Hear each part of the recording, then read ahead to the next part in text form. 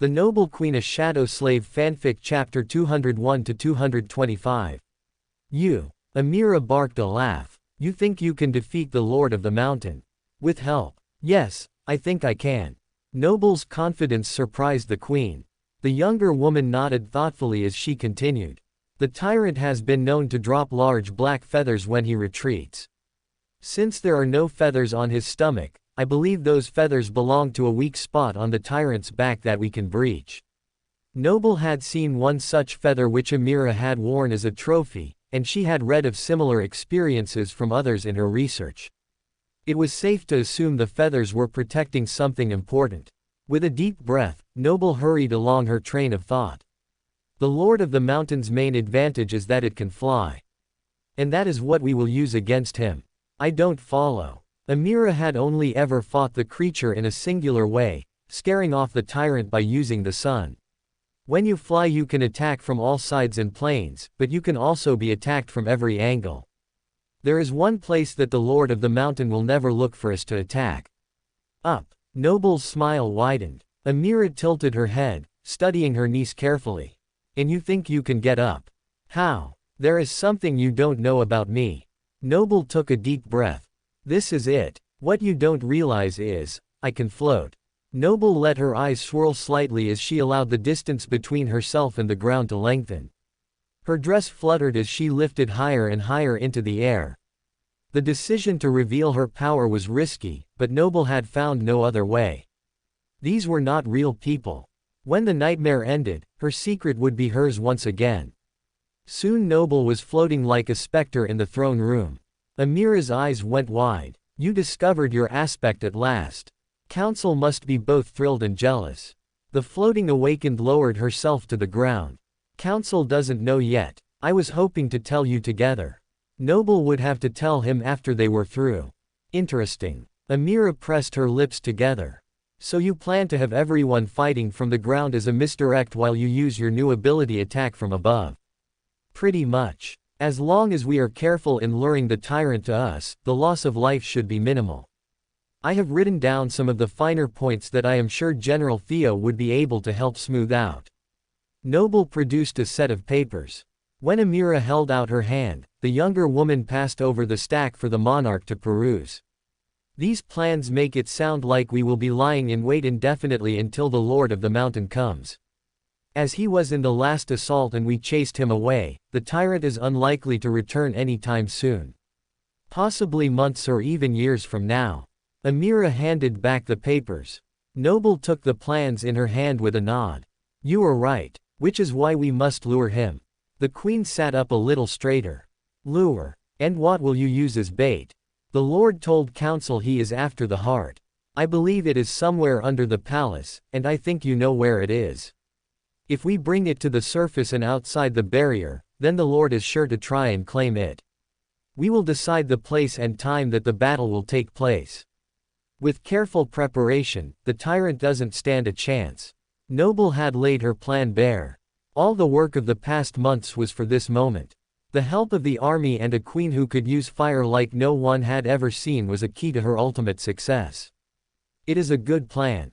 Amira tapped her fingers on the armrest. It is well thought out and better than anything that has been proposed before. Looking at the Queen, Noble took a deep breath. So, is that a yes? No. Amira tilted up her chin defiantly. No. Noble could not have been more shocked if the Queen had struck her. But you just said. Noble was cut off by Amira's withering gaze. Ah, so you do listen when I speak. Then tell me what the two conditions for making this proposal were. Despite the rising temperature, Noble felt her blood run cold. Amira clicked her tongue. No answer. Then allow me to refresh your memory. You were not to leave the palace and to stay out of my private library. Did you meet those requirements? I did not think the garden or the underground arena counted as breaking that rule, Noble hedged. Don't play games with me, Brenna. Amira's eyes lit with flames. You left the palace in the night and took one of my library's books. To be fair, the book wasn't in your library when I found it, Noble tried to explain. Enough. Amira banged her fist. Do you think I am a fool? Be honest. This was never about battling the tyrant. You are after the heart. How can you say that? You have seen my plans. If that is your only objection, you can keep the heart in your possession at all times. I promise. Noble was sweating. The heat was becoming beyond what she could bear. What good is your word? I cannot trust you. I never could. Amira was filled with hateful resentment. Noble clung to consciousness. She covertly summoned her fire charm to help her with the heat. Noble held her head, trying to keep her mind clear. Will you at least let counsel, me, and whomever else wishes to go leave peacefully to face the tyrant? If we cannot have the heart, then we will have to go to meet the Lord instead. You may not go. In fact, anyone who leaves to head toward the mountains will be killed on sight. I would be doing them a favor. Only death waits for them among the ash and snow. I would make that end mercifully quick. The queen nodded as if this were some great concession. Noble's eyes pooled with tears as the realization washed over her. Not only was the queen refusing to help her, but she was refusing to let Noble carry out her plan on her own. You were never going to agree to my plan, were you? I only ever agreed to listen, and I have done that despite your disrespect. Amira pursed her lips before flicking her wrist. We are done here. We both have a ceremony to attend. You can resume your childish escapes into the countryside after it is over, but do not think about leaving before then. No matter how good your aspect is, I will find you. Why do you even want me there? What was so important that you held me here for weeks on end? Noble's voice cracked as she screamed her frustration. Your tutors have failed you, niece. Or you would know at least one member of the royal household must be there to affirm my reign for the next 50 years. That is why I had Alex write the speech for you. Did you think it was just a formality when you did it 50 years ago? Amira rolled her eyes upward. So I am just a pawn. A means to your end. Noble tried to control her feelings. This nightmare might not be real, but her feelings toward these people certainly were. She had grown somewhat fond of the queen, only to find those sentiments were not returned. Amira looked coldly at the woman before her. You are the last of my family. You will be there this afternoon to confirm me, and then you can do whatever you like for the next 50 years far away from my sight. Your future no longer concerns me beyond this afternoon. So, if I cannot keep you here through loyalty, then I will keep you here with threats. Be it the confirmation or. No need to threaten me, Your Majesty. I wouldn't miss it for the world. No matter how angry Noble was, she would still attend the ceremony. Throwing a fit and refusing to attend like a petulant child would only reinforce the queen's view of her. Noble turned her back without a curtsy. I will see you in the Great Hall. Her mind was in disarray. After today, Amira had effectively banished Noble from the palace for another half-century. Another 50 years. I cannot wait that long. All of Noble's hopes and dreams came crashing down around her. Her cheeks burned with shame as she called Kosi to her side and floated from the room. Sure, I broke her rules, but for her to suggest I am solely after the heart is ridiculous. She was looking for any reason to deny me, and I laid two right in her lap.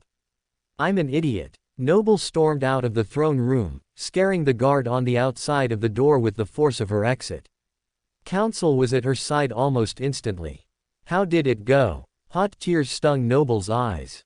Images of Fort and her children living the rest of their lives without her flashed before her eyes. No. Her nostrils flared. You were right, she muttered as they rounded the corner. Her Majesty never intended to agree to my plan.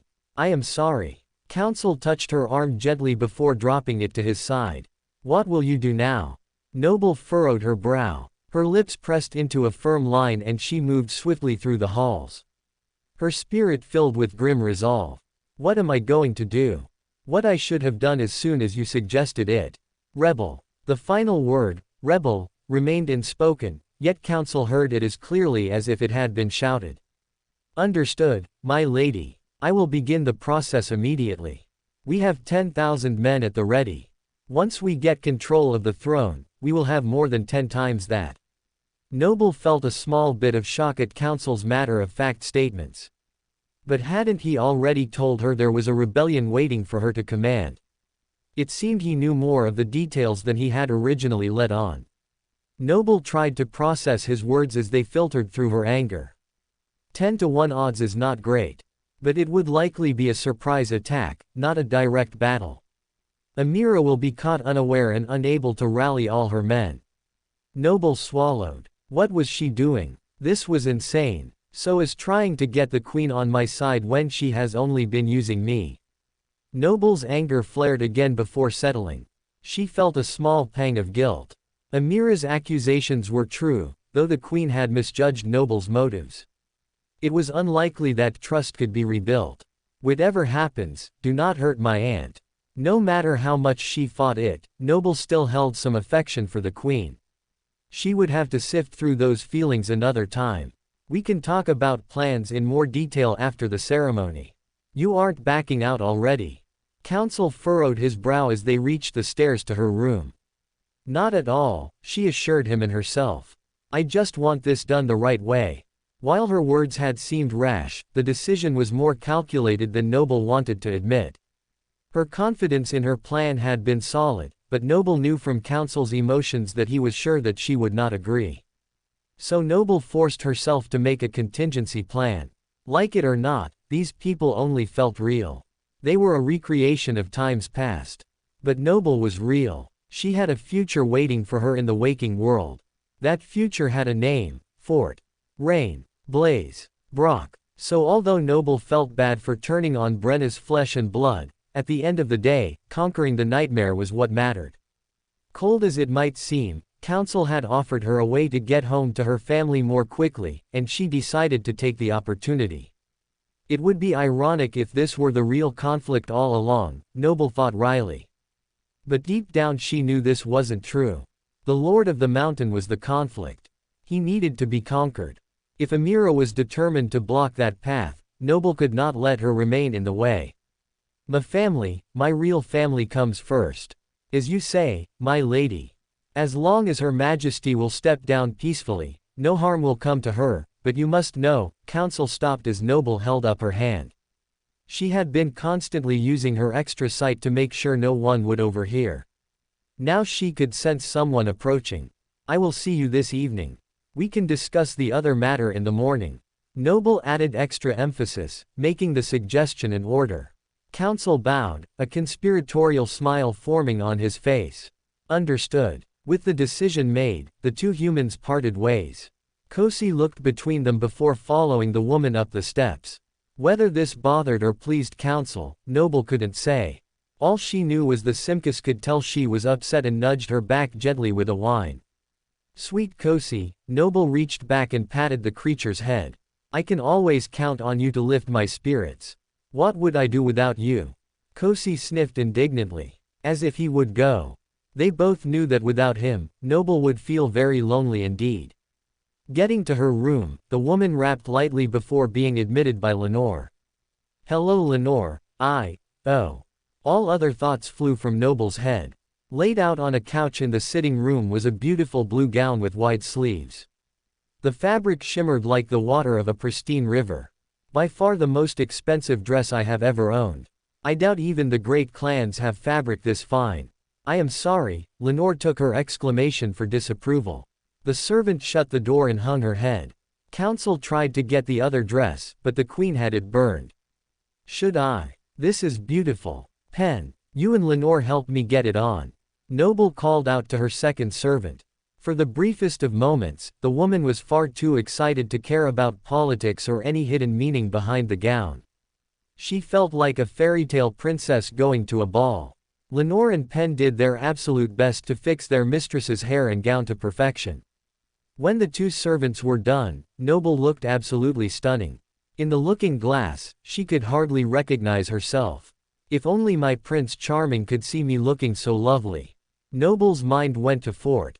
She would just have to recreate this look when she got home.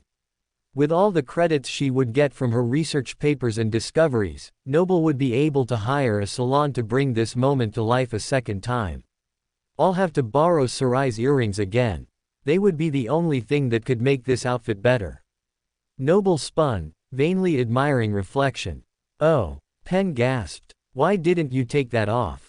The elder servant glared at Lenore who held up her hands.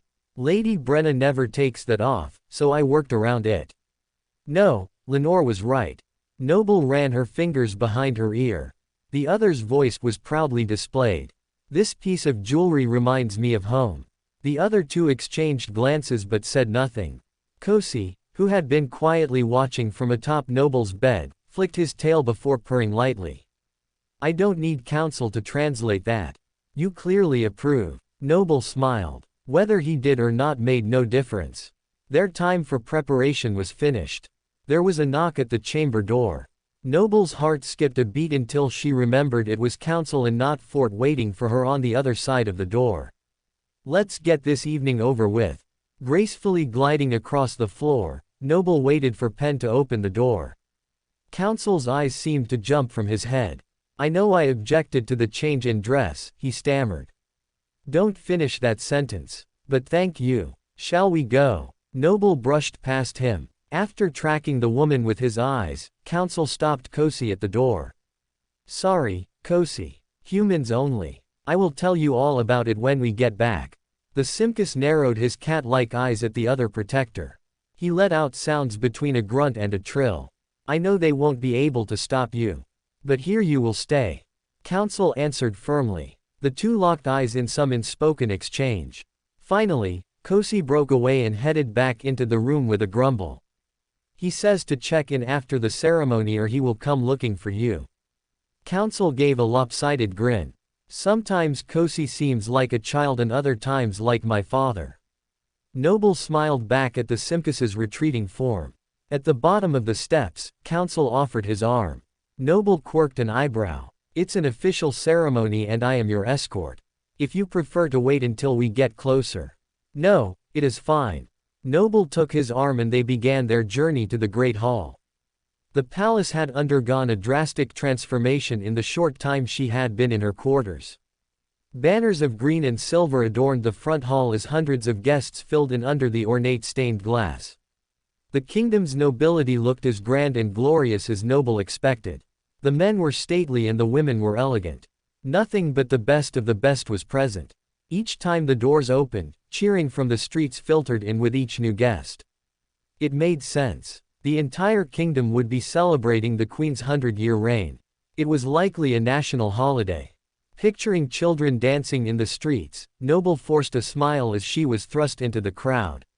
Out there, the world may have been bright, but in here, Noble did not feel like celebrating. She only thought of surviving. And with how things were about to go, that would be harder than she thought. Filtering through the throng of guests, Noble looked for anyone she knew. To her far left, Alex had a lady on his arm while talking to two other beautiful women. He was laughing as one of the girls blushed heavily. Good. Give them all your attention and leave me alone. Noble would have been content to never talk to the man again. Part of her wondered if she should have left him immobilized on the wall forever to save those three women from his fake charm. Better to let them make their own mistakes, I guess. The last time she had interacted with Alex, it had been delightfully brief. She had taken the speech and slammed the door in the man's face. What was she going to do about that speech? She couldn't in good conscience affirm the Queen's rule. She would have to find a tactful way to reword things. It would be a balancing act between not angering the Queen and also not lying. I don't want to get in trouble just now, I'll have to figure it out soon. There was so much to consider, but the room was too full of people wanting to interact for her to be able to fully focus. In the rest of her sweep, Noble recognized a few emotional signatures from the feast with the Queen, but most of the guests were unknown faces. Beside her, Counsel's mood had soured. As the one who has your heart here. What? Noble blinked a few times at him, confused. Counsel forced a smile at those around them as he spoke softly. You seem to be desperately searching. Who else would require so much of your attention? Oh, no, I wasn't looking for him. Noble answered. Good. Counsel relaxed. If the man really loves you, he would seek you out. He needs to show his face. Noble pictured Fort's chiseled features and wistful smile. Trust me, if he could show his face, he would. Opening his mouth to inquire further, Counsel was interrupted by an older gentleman with gray around the temples. Lady Brenna. Counsel. The man dipped his head cordially. Lord Gavin, Noble remembered sitting next to the man at dinner on the evening after the hunt. He had been kind to her and given Noble no reason to doubt his friendliness. It is good to see you. I am sure it is. Lord Gavin winked before becoming serious. I am looking forward to a memorable ceremony. I don't like the way he said that. Noble's eyes swirled slightly. Memorable had many meanings, and not all of them good. Council did not seem bothered by the comment. 100 years is a long time. Indeed. The Lord responded. The old guard is all here. We remember her reign well. Old guard. It was the same term that the elderly gentleman had used the night they had first met. Glancing around, Noble could guess who was part of this esteemed group. A few were awakened while others were mundane, but all of them wore shortened capes of emerald green draped over one shoulder. Interesting uniform. It was not the only special form of dress in the crowd. Many soldiers were lining the walls wearing armor. Other young men and women wore silver-leafed emblems in their hair or embroidered on their clothing. The symbols looked humanoid and yet also animalistic. Some only had one, while others had many different pins up to 6. What are those? Noble asked quietly when Gavin had moved on to another group. Those are emblems marking the hopefuls. Children or grandchildren of nobility who are actively trying to form their core. They pledge their allegiance to the Queen and the Beast God as well as any other god they see fit in hopes of increasing their essence control and forming their core faster. Council frowned. As one of the hopefuls came closer, Noble got a better look at the pin in her hair. She recognized the symbol. It was the same as the one on the wall behind the arena. Does the Beast God help them form cores? Noble wanted to know. Were you helped by the Beast God? Council turned the question on her. No. Noble was forced into awakening by the spell. Me either. But I know others who swear that they were assisted by their patron. Really, you and I both know it all comes down to essence control. Council said those words as if the answer was as natural as breathing. But in the waking world, things were the other way around. Awakening preceded essence usage. Could normal people in the waking world discover how to use their essence without the trial of the spell? How amazing would it be to get an aspect without having to suffer through a nightmare? Except Council had said he still hadn't mastered his aspect of communication. In contrast, the spell had handed Noble her power without her having to take any action. An interesting trade. I still think I would prefer to discover things at my own pace than to be pushed through a nightmare against my will. But I suppose that is just a silly dream. Oblivious to her thoughts, Council patted her hand which was resting on his arm. Don't worry about the hopefuls too much. They are all mostly harmless. It is impossible to tell if their allegiance or ambition will win if you are looking for allies. Best to look elsewhere. Noble nodded. Straightening her back, she made note of who reacted favorably and unfavorably to her presence. The room was relatively split, with a third group that had no feelings toward her at all. Even the newly appointed General Theo seemed conflicted about how he felt when he looked her way. Not the best odds. Noble kept her smile in place. But not as bad as it could be. Noble felt a little bad that she was actively planning a revolt while the Queen was about to be celebrated, but what choice did she have? Very little. Noble would do what needed to be done to get home. Finally, the doors to the larger Great Hall opened and people filed into the space. In another place and time, this room could have easily been used for a luxurious ballroom. It had a massive floor for dancing and a gallery for those who wished to look down at the scene. But now both the floor and large balcony were filled with chairs. Noble was positioned on the front row with Council to her left. The other seat sat empty for the moment, but Noble was almost positive it was meant for Alex. Amira would not have wasted the opportunity to put the two together even if it was to just sit in silence. But for the moment, there was peace. Even without turning around, Noble could sense hundreds, possibly thousands, of different emotional signatures exhibiting every feeling imaginable.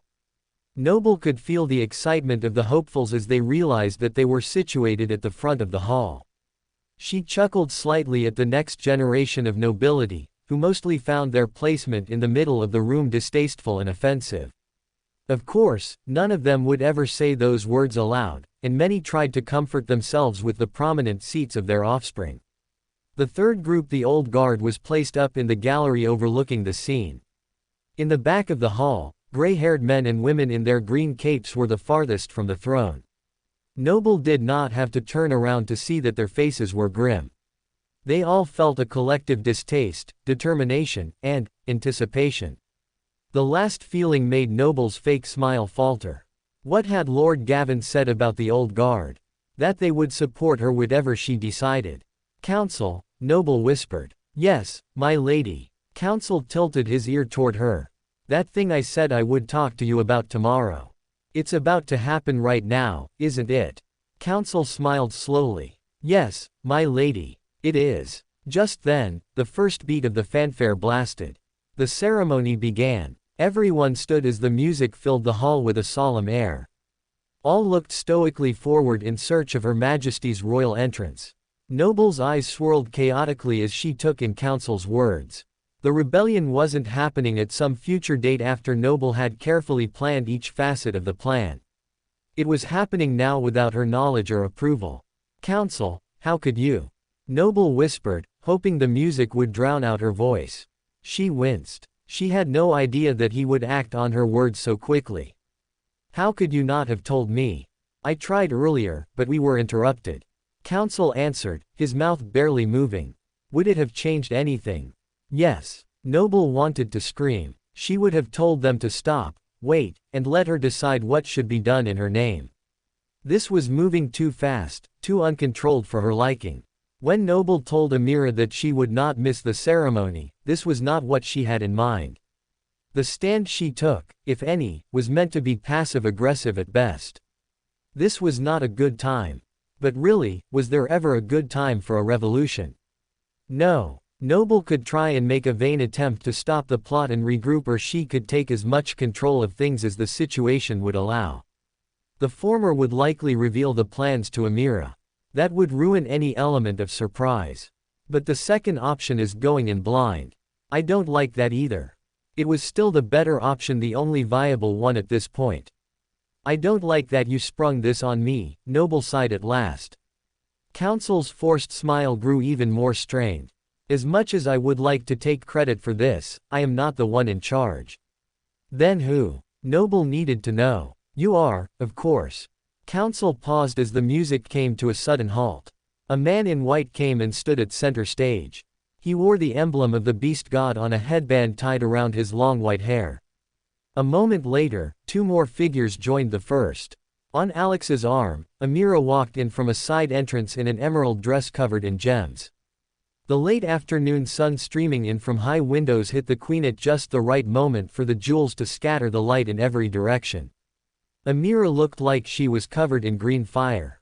Except for the gold bands on her wrist and simple necklace, everything about her looked fundamentally altered. She looked like a being from another world. I mean, she is. Noble reminded herself. And a powerful being at that. Amira reached the throne and released Alex's arm. He bowed deeply and exited the dais. The man in white, Praif, also bowed before turning to the crowd. His robes lifted and Noble could see 4 hairy hooves where feet should have been. A gift from the beast god or an awakened ability. Noble had no time to ponder as the man launched into his speech. All hail Her Majesty Amira, great and glorious leader and ruler of the esteemed kingdom of Crestfall for a century. The lower crowd responded with various levels of agreement while the gallery remained silent. The guests took their seats as Amira claimed her place on the throne. The priest droned on about Amira's accomplishments and victories. Noble had to force herself not to listen. She needed to focus on whatever was about to happen. Even though Counsel had avoided telling her the mastermind behind the rebellion today, Noble almost immediately found the culprit. The energy emanating from him was too great to simply be a follower in this plot. He was filled with triumphant rage. I hope his confidence pays off. Noble tried to remain patient. Part of her wanted nothing to happen during the ceremony, and the other part wanted action now. This was the same anxiety she faced during the Dreamscape tournaments. Waiting was the worst. At last, Praif wound down his speech and turned to Amira. It is time for the affirmation. Who will speak on your behalf? The corners of Amira's mouth twisted upward. Lord Alex will speak. A collective gasp took the great hall and Lord Alex stood from his seat with a sly grin. I am honored, Your Majesty. Noble sat in shock. While she hadn't wanted to give the speech, now the moment was taken entirely from her.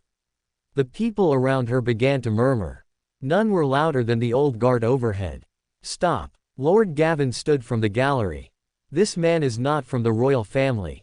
Will you keep your own flesh and blood from saying what she desires? My niece affirmed me the last time.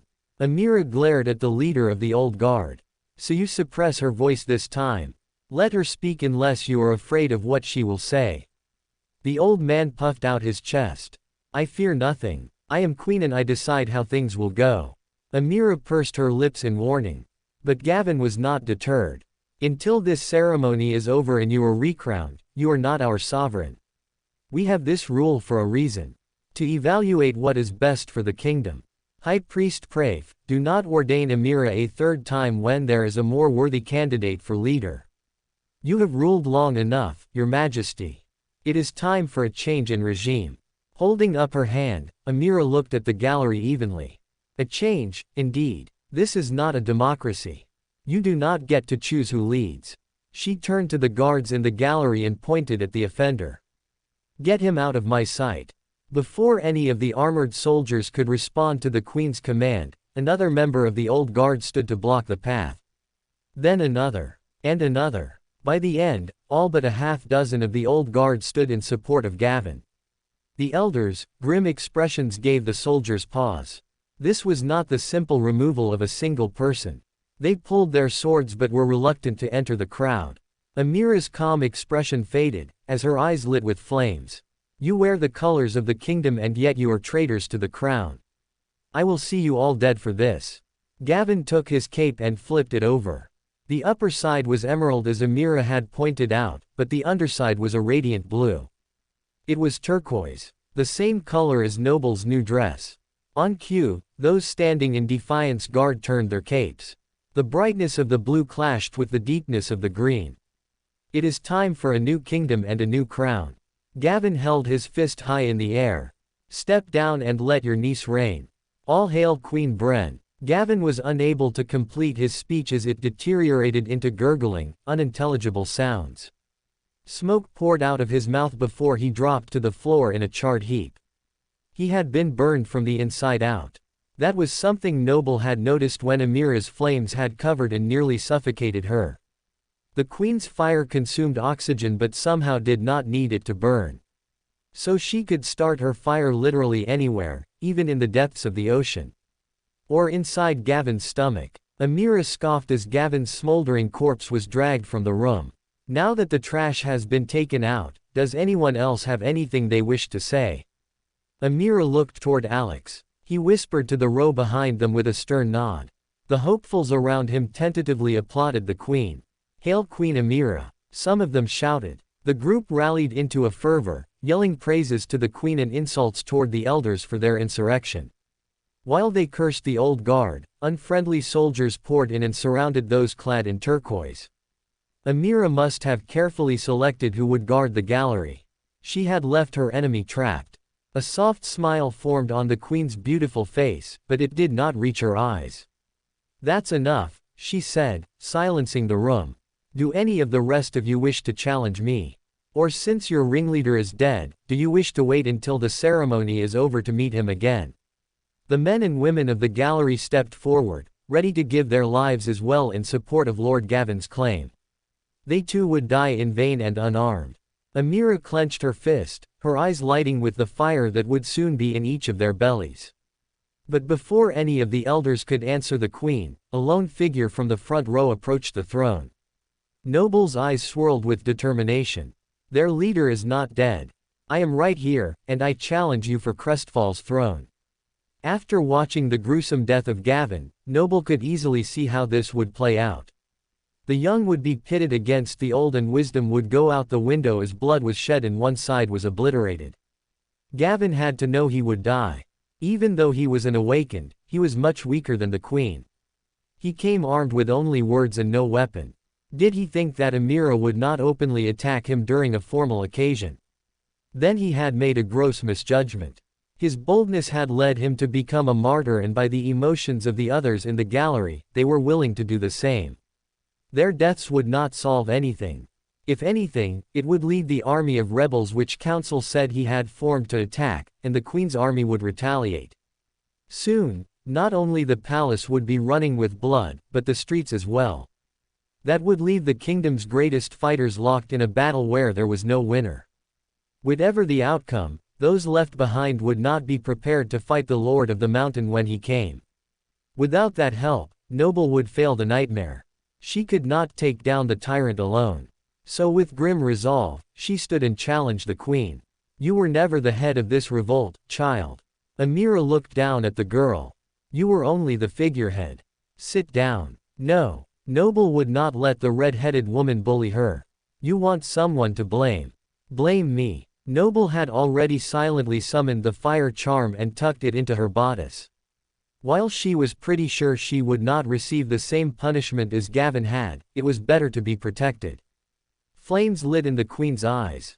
Do you remember what I told you, niece? Next time I would not hold back. Amira's emotion spiked. Noble was confused by the spike. Is she lying? Is it just a bluff? I don't think Her Majesty bluffs.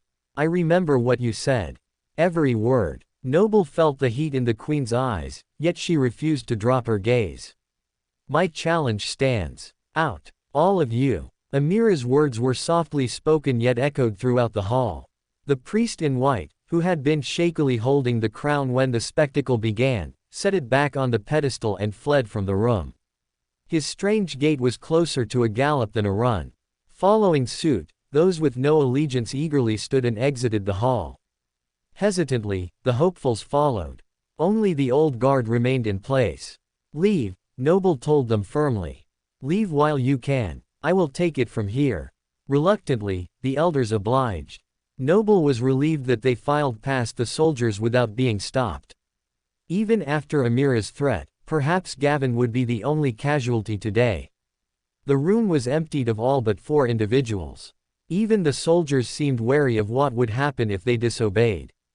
Only Alex and Council braved the ire of the queen. The former was because of the subtle nod Amira had given him that he could remain, and the latter was because Noble's death would mean his as well. You have a witness and so do I. The queen noted. We will begin. Here. Now. Noble hadn't known what to expect when she challenged the queen. We will destroy the whole hall. You will not be around to worry about that. Amira's hand lit. A ball of molten flame flew at Noble. She moved just in time for the floor below her feet to be hit with the immolating fire. It melted the white stone, causing it to bubble. Whoa! Noble took a deep breath, mentally preparing herself for the fight. She pressed her hand against her dress and summoned the unlikely end. Hidden by the fiery onslaught, sparks manifested against her skirt. The sharp edge cut the outer layer of the turquoise fabric, but Noble did not care. I seem to have a habit of ruining dresses. This is your last chance, Aunt. I wanted to fight the Lord of the Mountain, not you. Noble hoped that the familial term would stop the bloodshed. With as much essence as she could spare, she poured positive feelings into the queen to counteract the woman's temper. Amira's brow furrowed. She lowered her arm. For a moment Noble thought she would accept the emotions and reconsider. But then the offered compassion evaporated like dew. The queen barked a laugh. This is your last chance, niece. I knew you were foolish, but this treachery is beyond you. We both know who the real traitor is. Give up your claim to the throne and break your ties with council. Only then will I forget this matter and let you leave alive. Noble pressed her lips together. Breaking the bond with council would allow Amira to kill him where he stood. So the only way this ends is with the death of you, me, or council, she sighed. The queen nodded. Someone has to pay for all of this. The choice is yours. I will not renounce council. Noble did not get to finish her thought. The temperature in the room spiked as the very walls seemed to glow. Even the gold necklace and bracelets were glowing from the heat. How is it possible for Amira awakened to do all this? Noble's eyes went wide. There was no way Amira could possess so much power. Unless, blazing bees. The answer had been staring her right in the face the whole time. The immense amount of power coming from the queen had always felt obscured, just like the woman's presence was sometimes hidden from Noble's perception. The woman was hiding more than just her location. She was hiding her true nature. Amira was an ascended, maybe even a transcendent. A master or a saint. Am I fighting a saint? Noble could hardly believe her luck. The golden jewelry that the queen wore was not a fashion statement but was actually enchanted. How could she not have seen it before? In an instant, Noble recalled the fight between Mongrel and Morgan. That fight had ended with the man getting his heart ripped from his chest. If she didn't want to suffer the same type of terrible end, she would have to act fast. No holding back. Rushing forward, Noble avoided the next fiery ball with a dodge to the side. At the last moment, she pulled the sword from her dress and slashed at the queen. Infused with essence, the blade went from Amira's shoulder to her waist, moving effortlessly across the monarch's body. What? Noble hadn't wanted to hurt the queen, but with the ultimatum, Noble had seen no other option. So she had put all of her energy into one quick strike. However, she had forgotten one key thing about Her Majesty. She could not only make fire. Amira could become fire. As soon as the sword brushed against the woman's skin, the queen turned to flames to avoid the injury. Each place the blade touched turned red with fire. When the unlikely end came away from Amira's waist, it was glowing like a branding iron. Noble tried to stab the blade straight into Her Majesty's chest, but the sword found no purchase the second time. The molten hole closed as soon as the estoc left Amira's heart. The unlikely end was now white-hot, with small cracks forming along the slender blade. At any moment, the memory would be destroyed. No. Noble gasped, backing away quickly while dismissing the sword. Her opponent chuckled darkly. Amira's eyes shined like burning coals. There was only one feeling inside her at that moment, unfiltered rage. A wicked smile formed on the queen's face. I said I would not hold back, remember. I know you will not forget next time because... You'll be dead. Welcome to Fanfic Audiobook, your go-to place for immersive audiobooks. If you enjoy the content, don't forget to like the video and subscribe to our channel for more amazing stories. The mocking words steeled Noble's resolve. Hadn't she planned to kill the Lord of the Mountain and vanquish his army? What was a mere human in comparison to that? Of course, she was going to fight the tyrant with an army or two, but that kind of thought did not help her just now. All that mattered was surviving this fight, winning, and uniting the kingdom. With the group council had at his disposal, it might have been possible to take on the tyrant. But Amira had blocked that path under pain of death. Amira had barred every way that Noble had tried to move forward. But not anymore. It ended now. Letting her eyes swirl, Noble lifted from the ground.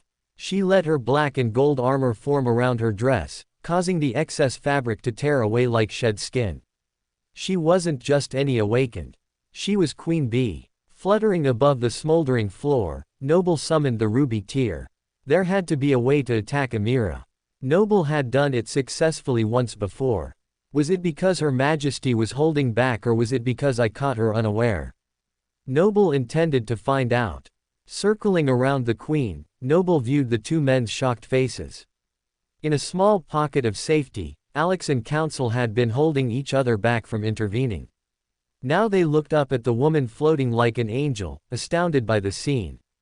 Look out! Council yelled. But Noble had already shifted her attention and dodged Amira's attempt to silence her forever. Coming around the woman's back, Noble threw the sword at the monarch, guiding it carefully to land squarely in Amira's back. And it did. The fiery queen cried out, but her scream quickly turned to a cackle. Her body became fire and the sword fell against the floor of the dais. Didn't your council tell you? I am impossible to kill. Amira glanced at Council, whose expression was grim. Dismissing the ruby tear, Noble summoned it back into her hand. A small smile formed on her face. Everything can be killed, even the gods. While the gods were not dead in the nightmare, they were in the waking world. If they could be killed, so could the powerful monarch. Blasphemy! Amira screamed. I will take you out of the sky. Her body became so incandescent that not even the glowing bracelets and necklace could be seen. The action made her nearly invisible. Oh no you don't. Using her limited sorcery, Noble called forth the light to lessen. While it did not put the fire out, it lessened the heat and made it so the famous duelist could use both her sources of vision. Noble's eyes gleamed. There you are. Amira was forming a torrent of fire so big and thick that it made Sarai's fiery hurricane look like a dust devil. The tapestries on the wall were ripped away and burned. The floor became molten. Only the sheer size of the room kept Noble from getting caught in the whirlwind of immolating flames. But then the figure in the flames rose from the ground. The fire faltered, unsure of what was happening to its host. Amira was confused as well. She had never been able to fly under the power of her flame. And she could not control the direction of her flight. That was because Noble was the one lifting her. With all her might, Noble tossed Amira into the wall behind the throne. The metal adornments lining the walls melted and coated the queen's skin, bubbling in the heat. Her Majesty screamed. While her clothes and armor seemed resistant to her flames, the wall adornments covered her molten skin, unwilling to evaporate or meld with her body. At last, Amira's ability had at least one limitation. Noble's enchanted swords had not bothered the queen, but her body's interaction with the mundane metal had caused her harm. No longer under Noble's power, Amira dropped to the ground and held her stomach. Metal coated her human flesh like a blanket of steel. The queen's hatred only grew. She lifted her hands. Oh. Noble could see what was going to happen a split second before it did. Amira was about to firebomb the entire Great Hall. The rest of the floor, the chairs, and even the balcony were about to be engulfed in flames that would decimate the area. There was no escape. Noble summoned the portcullis key as she aimed for the closest wall, but it was no use. The flames were too fast. She felt herself engulfed in heat more than triple anything she had experienced before. She could feel her charms strain under the pressure, cracking loud enough to be heard over the blaze. There was nowhere to go and no time to get there. Noble dropped toward the floor in the vain hope that she could find the exit to the Great Hall before her memory was destroyed. And herself with it. There was no air, only heat. Soon there would be only darkness. Through the light, Noble saw something run toward her. Was it a hallucination before the end? The shadow raced toward her like a hungry wolf and enveloped her. Noble felt herself lose consciousness, but in the softness of the shadow, she did not care. It held on tightly and cradled her, creating a small pocket of air for her to get a single precious gasp. After what felt like an eternity, Noble's eyes snapped open. Shielded by the shadow, Noble's fire charm had held. She was in one piece. But what had saved her? The soft breathing against her back told her that her rescuer was still alive. When the darkness around Noble parted, she viewed two massive golden paws. Kosi. Noble's voice was hoarse, but her affection was no less real. He had told her to check in when the ceremony was over or he would come looking. It seemed he had followed through on that promise, only to find the woman was in mortal peril. Noble scrambled to her feet. Kosi. My sweet Kosi, are you all right? The once grand room was unrecognizable. The floor was covered in ash and the walls were barren. Even the throne was a melted heap of what it once was. Only a small circle around Council and Alex remained unscathed. But Noble did not pay attention to any of it. Her mind and heart were with the golden angel who had saved her life.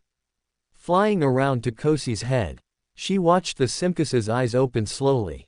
The hair of his beautiful mane and on his back were burned away, and his skin was red.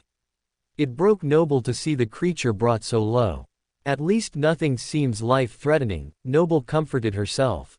Slowly, Kosi stood and nuzzled his human charge. His intelligent eyes searched her for any sign of serious injury. Noble smiled. I am fine, thanks to you. The hair that was left around Kosi's neck stood on end as he walked around the floating human. Kosi turned his eyes to the fire-crazed woman in the center of the destruction. One thing was clear from his glistening teeth and his silent snarl. He was not happy. From beyond the throne, Amira stood with two balled fists. She had given her all to the final punch but was unwilling to show any sign of weakness. The gems from her gown were cracked, melted, or missing, but the fabric underneath was still miraculously whole except for the places where Noble's sword had passed through. There was no way to see the tears in the fabric though. Amira's red hair was wild and free, covering the torso of her dress in an auburn tangle. Her Majesty stared at the angry Simkus with an indifferent air. "You won't hurt me, you little whelp. You are not supposed to hurt the royal family." Kosi grunted, his breath heavy with smoke. From the zone of safety, Council stepped forward to explain. "Kosi says that if you try to hurt Lady Brenna again, not even the beast god can save you from his wrath." "You are lying," Amira glared at the brash former slave. Council smiled, but it didn't reach his eyes. "I am not lying. I don't have to." Raising her chin, Amira crossed her arms. "It doesn't matter. My niece has forfeited her claim to the throne." Peeking from behind Kosi, Noble frowned. I did what? The fight was to the death. Rather than die, you brought in a helper to save you. Therefore you have breached the terms of the challenge and forfeited." The queen clicked her dismissively. "Did my brother not teach his child anything?" "I did not ask Kosi to intervene," Noble pointed out. "As grateful as I am, he did not act on my order." "You want to resume our battle here and now?" "We can." Amira pulled more hardened metal from her skin and tossed it aside. "But it will make no difference. I am queen and will always be. The crowning will resume." Amira looked at the melted pedestal and frowned. "As soon as I get a new crown from the treasury. I am not renouncing my claim just because you told me that I forfeited. I will let it go only if you will give me the help I need to slay the tyrant." Noble straightened her back. With Kosi by her side, she felt confident in her request. Yet, Amira shook her head. "You want more than just help. You want," the queen shot a look at the two gentlemen watching. "The other thing, and I cannot allow it. My counter-offer to you is that you must relinquish any claim to the throne and break your bond with council by morning. These are my conditions for letting you live. If not, our battle will resume, uninterrupted this time. You will consider my proposal also. Please actually consider it this time." Noble pressed. "I'll see you in the morning." Amira turned her back on her niece. "And should you consider running away like a coward? Don't. The Simkus and you might actually escape. Maybe even your council. But the old guard, they will be as good as dead." Noble's heart clenched. "You didn't let them go, did you?" The queen allowed a musical laugh over her shoulder. "Did you really think I would let them leave just because you told them to go? I cannot let poison like that spread. Only you can free them by releasing your claim. They will live a life of hard labor, but they will live." The queen paused. "Alex, would you show them to their new rooms?" With that, Amira strolled out of the room through some obscured exit. New rooms. Noble looked at Alex. She hadn't wanted to speak to him, but no one else was there to answer her query. "Where else?" Alex said humorlessly. "Follow me." From some hidden place, guards surrounded the group. Instead of going up to Noble's tower, the trio was led into the bowels of the palace. Noble quickly realized where she was being taken. The dungeon. Well, close to the dungeon. The queen had a special place for guests of Lady Brenna's caliber. So while the room was a comfortable suite with a high window, the door locked from the outside and the window was barred. "Good night, my lady," Alex said with a solemn bow. He looked quite different from the day he tried to force his way in the library. Now he seemed resigned to Noble's doom. When the door closed, Pen and Lenore ran from their hiding places. "My lady, what is happening?" Lenore squeaked at her mistress. "I'm so scared." Pen found her way into Council's arms. The man was forced to hold her or let her drop to the floor. Lady Brenna took a stand against the queen. Council told the servants, "I am going to speak to Her Majesty again in the morning." "There is no need to worry," Noble tried to calm the ladies. "Speak with Amira." "Huh. It's all a farce," Council argued. "Her Majesty knows this is the end and is dragging it out for her own sick pleasure. Do not give her that satisfaction. We can break out of here easily. Now that I know you can fly, that high window will be child's play for you to get out and lower a rope." Council's words were loud and unconcerned with anyone overhearing him. It was like he wanted someone to try to stop him. Perhaps he wanted the guard to come back so he could overpower him. Or maybe he was just too angry to care. We are not escaping. We are going to see this through. Noble said sharply. She could not let the entire old guard be murdered if she left. They might not have been real, but Noble's conscience was. Beyond that, it didn't make practical sense for her to run away. Trying to rally a rebel force to storm the palace was foolish and would take time. Time away from her family and away from her home. She didn't want to spend months or years in a bloody coup. It was as frustrating as it was ridiculous. We are here because of you and Lord Gavin. What were you thinking? Noble gritted her teeth. Lord Gavin was insistent that we could not let this opportunity go. This is the natural time for the Queen to step down. We had the soldiers ready, but Amira must have changed them out at the final moment. And none of us knew she could do that kind of damage long range. Gavin was sure he could fight his way out if things became heated. Council winced at his poor choice of words. There was no use rehashing what should or could have been. Noble blew out her cheeks. What's done is done. She had been forced into this situation by a short-sighted Lord Gavin, but now facing the Queen one-on-one was the best option. Noble only hoped that Amira would come to her senses and help instead of harm. Fat chance of that. You really want to stay here for the night. Aren't you afraid that your aunt is going to try and deal with you in the night? Council asked honestly. She wasn't lying when she said she would see me in the morning. And she placed you and Kosi with me in here.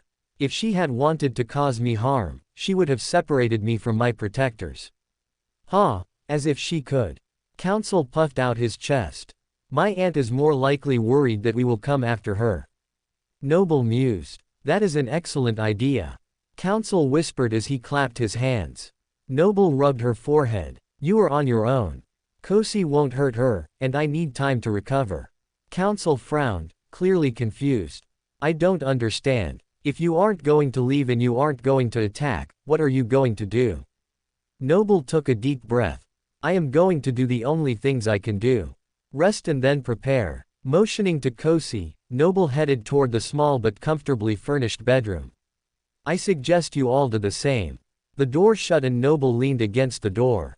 Well, that happened. Thank you again. The woman smiled at the Simkus before sighing. Now what? Kosi tilted his head and laid down with his arms open. You are right, of course, the woman smiled. Resting in Kosi's paws, Noble circulated her essence until she began to feel more like herself. She even had a moment of sleep before something like a familiar voice woke her from her slumber. Then, she began to prepare. Somehow Noble knew. Tomorrow would decide everything. Floating at the top of her room, Noble stared outside her small ground-level window. Her mind was solely focused on one thing. Lifting a single pebble. It was something she had done each night when she wasn't sleeping. Her telekinesis powers were good, but they were like a muscle that she had never tried to strengthen. Having to lift a train not once, but twice in dire situations had given Noble a lot to think about. So to hone her skills, she tried to pick up individual pebbles at a distance. Each night she floated a single stone above the wall, which from her room was near her maximum range. Then, when that task was mastered, she had tried lifting a half-dozen rocks and moving them independently of one another. It was a daunting task, but eventually Noble could move each one in a way that she desired. Over the weeks, Noble had learned to move slightly bigger objects. She learned her limitations and how much she could push those in certain situations. With the adrenaline of the gate, Noble had been able to guide a train, but under normal circumstances, that was beyond her capability. Maybe after she became a master the capacity would grow, but right now it was beyond her grasp. But that didn't stop her from a myriad of experiments to manipulate the world around her with her skill. Sure, the soldiers on the wall were beginning to think the place was haunted, but all that mattered to Noble was that she was at the top of her game. And that practice had paid off. As Noble continued her nightly practice, she reflected on how her patience and dedication had paid off. Lifting Amira from the ground had been no easy task. Thankfully, the Queen had not made a full transformation into fire. That would have been impossible for Noble to grasp. Instead, Her Majesty had become thousands of tiny flaming particles. And that, Noble could lift. It had taken a great amount of concentration to keep the queen together as she was lifted from the ground, but Noble had managed it without pulling Amira apart. That trick had stalled long enough for Kosi to rescue her. Had Brenna been able to pull a stunt like that to buy herself time? Noble doubted it. Deep down, she felt that that duel had ended differently. It had ended with Brenna's death. The prevailing theory on nightmares was that they had pivotal, immovable pieces which a challenger was forced to overcome. Like a frog in a river passing rocks, one could decide how to pass the boulder but not remove the obstacle entirely. Gavin standing up to the queen would have happened no matter what Noble had done. And she would have been forced to back down or face the queen. If Brenna was anything like her, a challenge had been issued back then as well, with tragic results. That would mean I have lived longer than the spell intended when it put me in this body. That's good, right? Noble had mixed feelings about the thought. Sure, she had avoided Brenna's sad end, but the way forward was uncharted territory. Which meant Noble felt the weight of her choices even more heavily. Soloing a second nightmare was laughable in the waking world. But Noble would give her last breath to get back to her family. So she continued with her plan. This time, instead of lifting Amira as one, she would throw the woman in as many directions as she could. Then, if she was lucky, Noble would douse as many glowing fragments as time allowed. Would the parts of Amira's body be drawn back together when they were no longer on fire? Noble wasn't sure. The queen had claimed she couldn't be killed. It was nearly time to put that belief to the test. But first, more practice. As the night wore on, the pebbles of the grassy lawn were drawn together and scattered over and over again. By morning, Noble had tried her strategy over 100 times. At last, she decided to stop to conserve her essence. She fell into deep meditation instead. So she barely heard the door to the prison open or counsel's exclamation. "What is the meaning of this?" "We are here to see Lady Brenna, not you," the other voice answered gruffly. "General Theo." Noble's eyes popped open as she recognized the visitor. Opening the door to her smaller room, she saw the general along with 2 guards. Strung between them was a man in a black cloak hanging limply. "You wanted to see me?" Noble asked, her brow furrowed. Theo and the 3 others came into the room while counsel stood angrily in the doorway. "There better be a good explanation," the protector grumbled. Theo bowed before Lady Brenna. "I think we found the man who was trespassing in the palace garden. We just need you to confirm that it is him." Now, Noble looked at him incredulously. Did he not realize that she and the queen were about to have a battle to the death? "Yes, my lady. If this is not the man, I will leave you to rest on the bed right there and escort this man in his cloak out of the front gate. He will be free and you will still be here," Theo said slowly. Noble looked in the general's pleading eyes. Oh, he is offering me a chance to escape." The general nodded slightly as he saw the recognition in her eyes. Theo said in a low voice, "I am sure this is the man who tried to assault you. He deserves to die, not you." Noble could feel the man's guilt. The general would have been the one to carry out the queen's orders to remove the rebel soldiers from the palace's forces. He has clearly felt torn between his duty and what he felt was right. And this was Theo's solution. Sacrificing a guilty party for someone he knew was innocent. Noble's eyes drifted to the black-clad captive. Was it really Derek? The man was unconscious and covered in a cloak, so she could not be sure. But either way, she had no interest in condemning the man who had brought her back Lord Bizis's bracelets. "This is not the man," Noble said quickly. "Let him go free." One of the guards shifted to remove the man's cloak and hand it to her so they could begin the switch, but Noble stopped him. "I will be staying, not him. Though I do thank you for your kindness, General Theo. I will not forget it."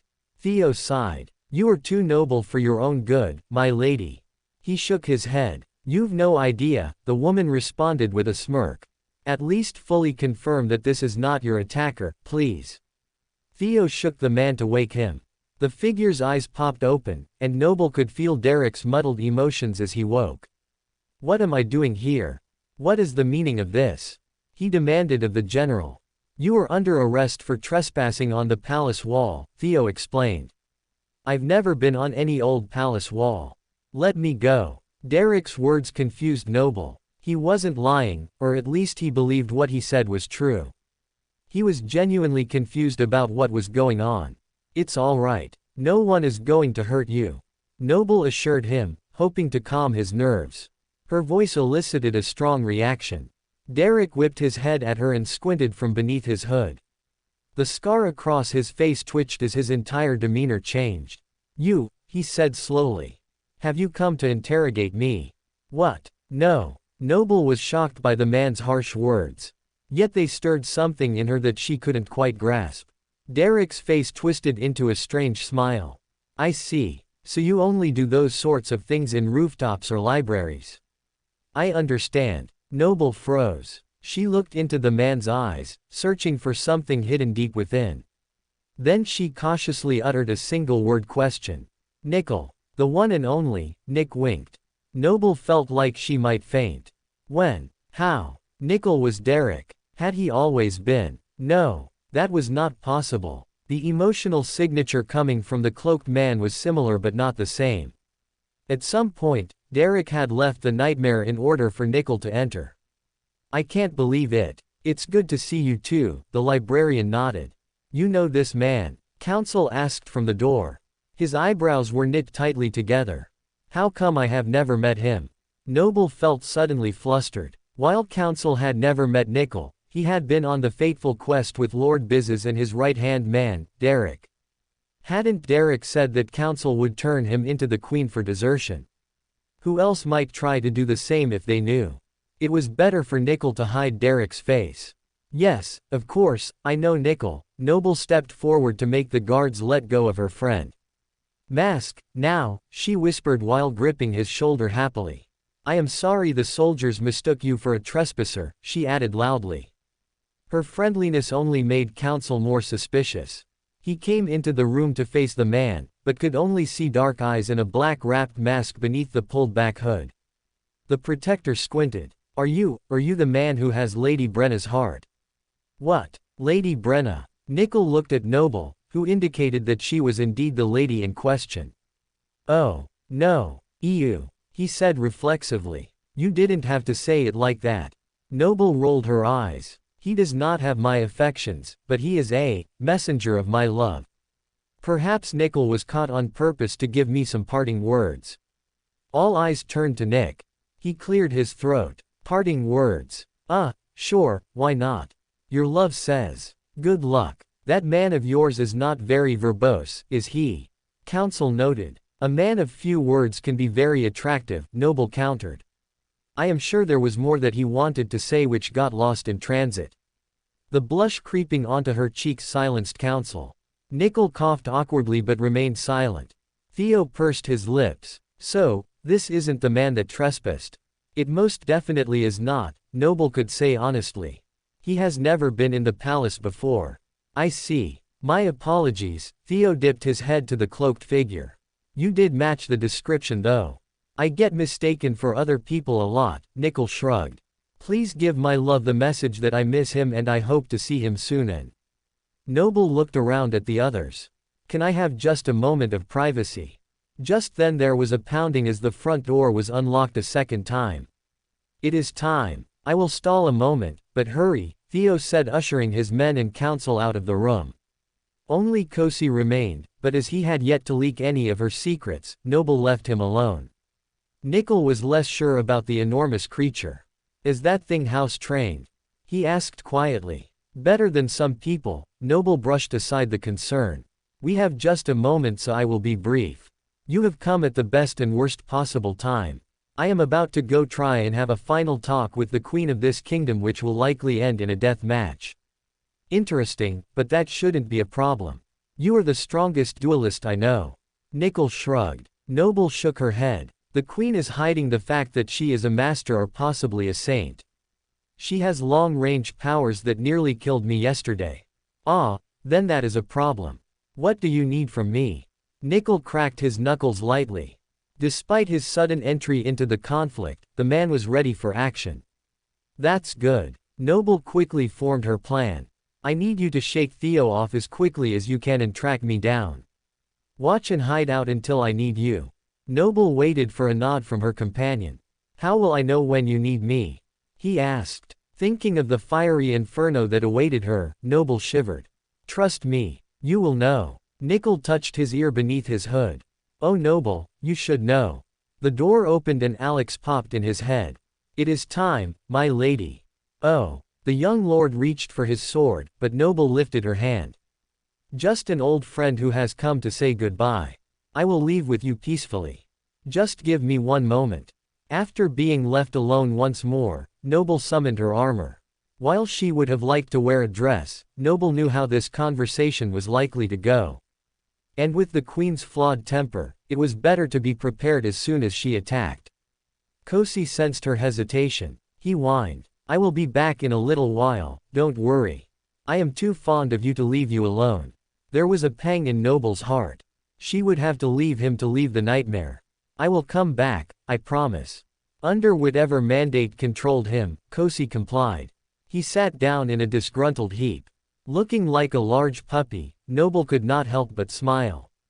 There's a good boy, she patted his head. She returned to the main room of the prison. Between Nickel, Council, the two servants, Theo, Alex, and the soldiers that came with each of them, the room was overflowing. I didn't realize we were having a party. I am not dressed for the occasion, Noble tried to joke. Understandably, no one seemed in a laughing mood. Someone was going to die today. Either Noble, Council or the Queen would not see the sunset. Or both Noble and Council should the former lose the challenge and perish. I refuse to think that way. I have a plan and it will work. Taking a deep breath, Noble forced a smile. If you would be so good as to show my messenger out of the palace. And since Lenore and Pen are not prisoners, please allow them to go back to my family home as well. Lenore clung to her mistress and wept. I don't want to leave you. Where I am going, you cannot come, Noble told her. Go. Have a wonderful day and I will call for you this evening. Pen's eyes welled with tears. She hugged Council goodbye, and he returned the embrace, whispering something in her ear. The woman nodded slowly and backed away. Lenore was not through. She held onto Noble's floating ankle, but what if you cannot call me back tonight? What if, her wail trailed off into intelligible blubbering. Noble looked up to Council for help, but he was now talking quietly with Nick. The woman furrowed her brow. What could they possibly have to discuss? Bending down, Noble peeled the servant from her leg. Don't worry too much. The results of this matter will be dealt with shortly. No harm will come to you, either way, Lenore. Wiping her eyes, the servant stood with Pen's help. The two ladies, along with Nick, were escorted from the room by Theo. Thank you, Noble dipped her head at the general. He gave a sad smile. I hope you know what you are doing. Those were the same words he had told Council on the day of her arrival. Me too, Noble thought. We will speak again soon, General. Alex wondered at the strange exchange but decided not to comment. Instead, he gathered the remaining men at the door. Are you ready? Noble sighed. Can anyone ever be ready for something like this? The answer was no. No, they cannot. In the long walk down the hall, Noble was filled with a million questions. How had Nick gotten here? How long had he been in the nightmare? How much did he know about the central conflict? Her brain was clouded with confusion, concern, and joy. That cloaked man seemed familiar. Council broke the silence. Nickel is a messenger. Perhaps you have seen him before. Noble hedged. It is possible. The man pulled his lips to one side. That message he delivered from the man who has your heart. I am not sure it was worth the trouble. It most certainly was. The woman snapped. Why? What did he say to you? Less than he must have said to you while you were alone for you to be so defensive. The blonde man looked at her meaningfully. I only wish we had more time to converse. I barely got any information, and none that I really wanted. Noble shut her eyes for a moment as they swirled uncontrollably. I wish I had asked him if he had any news from Fort and the kids. But there just wasn't time. When Noble opened her eyes, they filled with tears. She longed to know that her family was all right. Seeing her distress, Council took her hand. Don't be nervous. Noble pulled her hand away gently. I'm not nervous. I was just Contemplating. Contemplating what? Counsel frowned. Are you considering the queen's offer? Noble's eyebrows shot upward. You mean her demand that I abandon you? No, I didn't even entertain it. It not only runs against my goals, it would be wrong to condemn you to death when you have worked so hard to help me. I see. I knew you would never turn your back on me. Counsel nodded firmly. You hear that? He shot Alex a triumphant smile. Such a waste, the other man scoffed. Lady Brenna deserves better. Only a coward hides behind someone else the way you do. Counsel squared his shoulders. If I could challenge the queen on Lady Brenna's behalf, I would, but... Noble ignored both men as they fell into a petty argument. She needed to focus. Her mind went over and over the plan. Noble visualized how she wanted things to go down to the last gruesome detail. If Amira wouldn't see reason, then the death of the queen was imminent. It is just like the Dreamscape. No, it's even more pretend. This is just a nightmare and these people died long ago. It was hard to let go of that part of her humanity, especially because the person would not disappear or return in a blur of sparks. There would be bloodshed and a body that would need to be taken away. I hate the spell. Why did it do this to me? She wanted to complain, but hope burned brighter than her anger. At least she wasn't alone now. At the 11th hour, she had been gifted with a most useful ally. Noble had no doubt that Nick would be able to infiltrate the palace and find her quickly. All she needed to do was give him enough time to get in place. The phantom assassin would save her if things got grim. With Nickel watching from the shadows, Noble was almost positive she would survive this fight. I just have to stall until I know Nickel is there. Counsel and Alex fell silent as they reached the throne room. They could not meet in the Great Hall as before. It was likely being repaired, if repair was even possible. Noble had hoped that if they fought, it would at least be in the arena below the palace.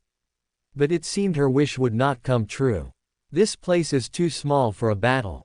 Surely she knows that. But there was no time to question the location as Noble and Counsel were ushered in alongside Alex. The throne was empty, but not for long. Alex went to a side entrance and escorted Amira to the gilded seat. Your seat, Your Majesty, Alex cooed, much to Noble's frustration. He would be switching his tune soon enough. Noble turned her attention to the queen. Amira's hair was in two simple braids on either side of her head.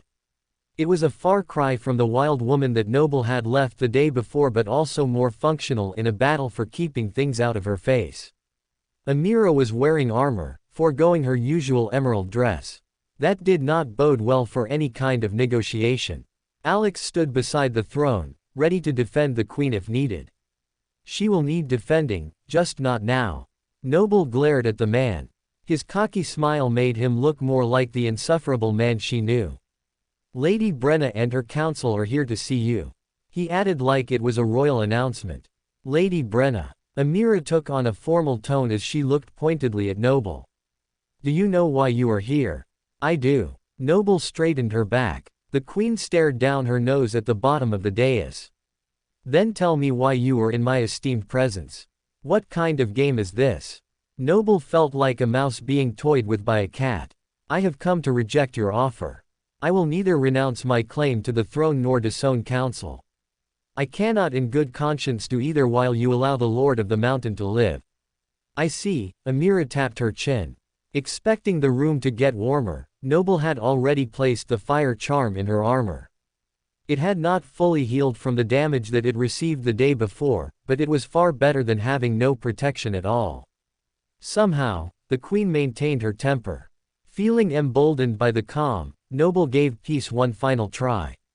Have you considered my proposal? Amira's face puckered. Which one? Did I make more than one? Noble felt like she was losing her mind. The queen seemed genuinely confused and frustrated. Lady Brenna demanded that you help her on her quest to defeat the Lord of the Mountain. Something you have expressly refused to do. Why are you toying with her emotions? Counsel's outburst caused Alex to reach for his sword. You will address the queen with respect or suffer the tip of my blade. The man pulled out the weapon halfway. She is not my queen. Not anymore. Counsel responded evenly. They really don't like each other, do they? Noble could not help but smile at the random thought. They certainly do not. I doubt they ever have. Fighting over the same woman will do that sometimes.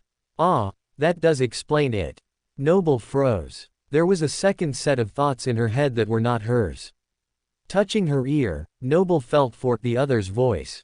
She scanned the room for recognition in any of the soldiers' eyes that they had heard her thought. Silence both of you, Amira ordered with a wave of her hand. You are acting like children. Stop fighting over Lady Brenna and act like men. Turning her head slowly, Noble met Amira's gaze. The queen's eyes were not on fire like they usually were after such an outburst. They were bright and clear. And laughing. Single quote. Sir, Amira allowed a ghost of a smile. Hello, Noble. Is it really you? Noble brought her hand to her mouth. It is really me, Sarai assured her, pushing one of the long red braids behind her shoulder as she presented her ear. Behind it, the other half of the other's voice sat tucked neatly away. Noble thought for a moment that she was dreaming, but that couldn't happen in a nightmare, could it? Ah! She screamed, unable to contain her joy. Alex and Council, who were already startled by the Queen's offhanded comment, were now truly stumped. Are you all right? Council backed up to Brenna's side. Noble held her stomach to hide her bubbling emotions. I'm fine. I just... Tell them to leave immediately. She sent the message to Sarai quickly. Leave, Sarai said, her brow furrowing. Forcefully. Leave us. Now. Lady Brenna and I wish to be alone. Sarai suddenly looked like Amira's twin. The performance was perfect. Council stepped forward to object but Noble stopped him. Don't worry. I can handle this. Everything will be all right. What? The man looked even more stunned. Why did Brenna look so excited? What is wrong with you? Nothing. I will come and find you shortly. Noble nodded. I said get out. Sarai's hand lit with fire. The soldiers and two men decided it was better to obey. They rushed out of the room with only Council daring to look back. I've always wanted to do that. Sarai smirked and pretended to throw the ball. It was a little over the top, but highly effective. Noble checked to see that the doors were shut. While she was turned, Sarai rushed from her throne to hug her friend. Oh! A rope circled around the redhead, pulling her back as a shadowy figure dropped from the ceiling. Don't move. The cloaked man brought a knife to Sarai's neck. Noble rushed forward and pushed the knife away. It is all right. We are on the same team. But you said, the man started. Noble blew out her cheeks. That was before I knew the queen had been replaced also. Replaced. Also. Nickel and Sarai's voices overlapped. Both of you had better come with me. Finding the hidden door, Noble used a little force to enter Amira's private chambers. The thought of how angry the woman would be about someone coming in without permission made her shiver. But there was no longer any reason to fear. The threat was gone. Noble shut the door and ordered Amira's maids to leave. When they were alone, she faced her two friends. Overcoming her aversion to touching Amira, Noble hugged Sarai tightly. I cannot believe you came. I am just glad you are still in one piece. I was afraid it would be too late. The redhead's eyes filled with tears. Let me make introductions. Nick, this is Sarai. Sarai, meet Nick. Welcome to my nightmare. Well, our nightmare, Noble corrected herself. Fireshing. That's you. Nick pushed back his hood and dismissed his fabric mask. In the flesh, laundry. Just not my flesh, I suppose. Sarai looked down. I am very glad you made it. Wait, you two know each other. Noble understood they had met in the Dreamscape, but did not think they had any interaction outside the arena. Of course, we know each other. You think we each entered this nightmare alone. Nickel clicked his tongue. Finding a large armchair, he made himself comfortable. We might be crazy, but we are not entirely suicidal like you. I think that is his way of saying he is happy to see you.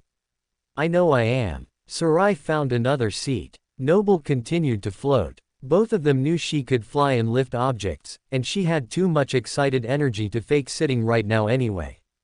Don't get me wrong, I am so glad you are both here, but why are you here? Noble rubbed her eyes. Was she hallucinating? Sarai and Nickel exchanged silent glances. The redhead coughed lightly. Isn't it obvious? We came after you. What would possess you to do that? Noble had accidentally put her life in danger in a series of unfortunate events. But now these two had chosen this path willingly. As Nickel had pointed out, they were crazy. You are my friend. I know you would have done the same for me. Sarai's words filled Noble with warmth. Anything for you, Noble agreed. Before you go getting all sentimental, I came for totally selfish reasons. Even with the government's protection, things were getting a little too hot for my taste in the waking world. A little power-up should solve more than one of my problems.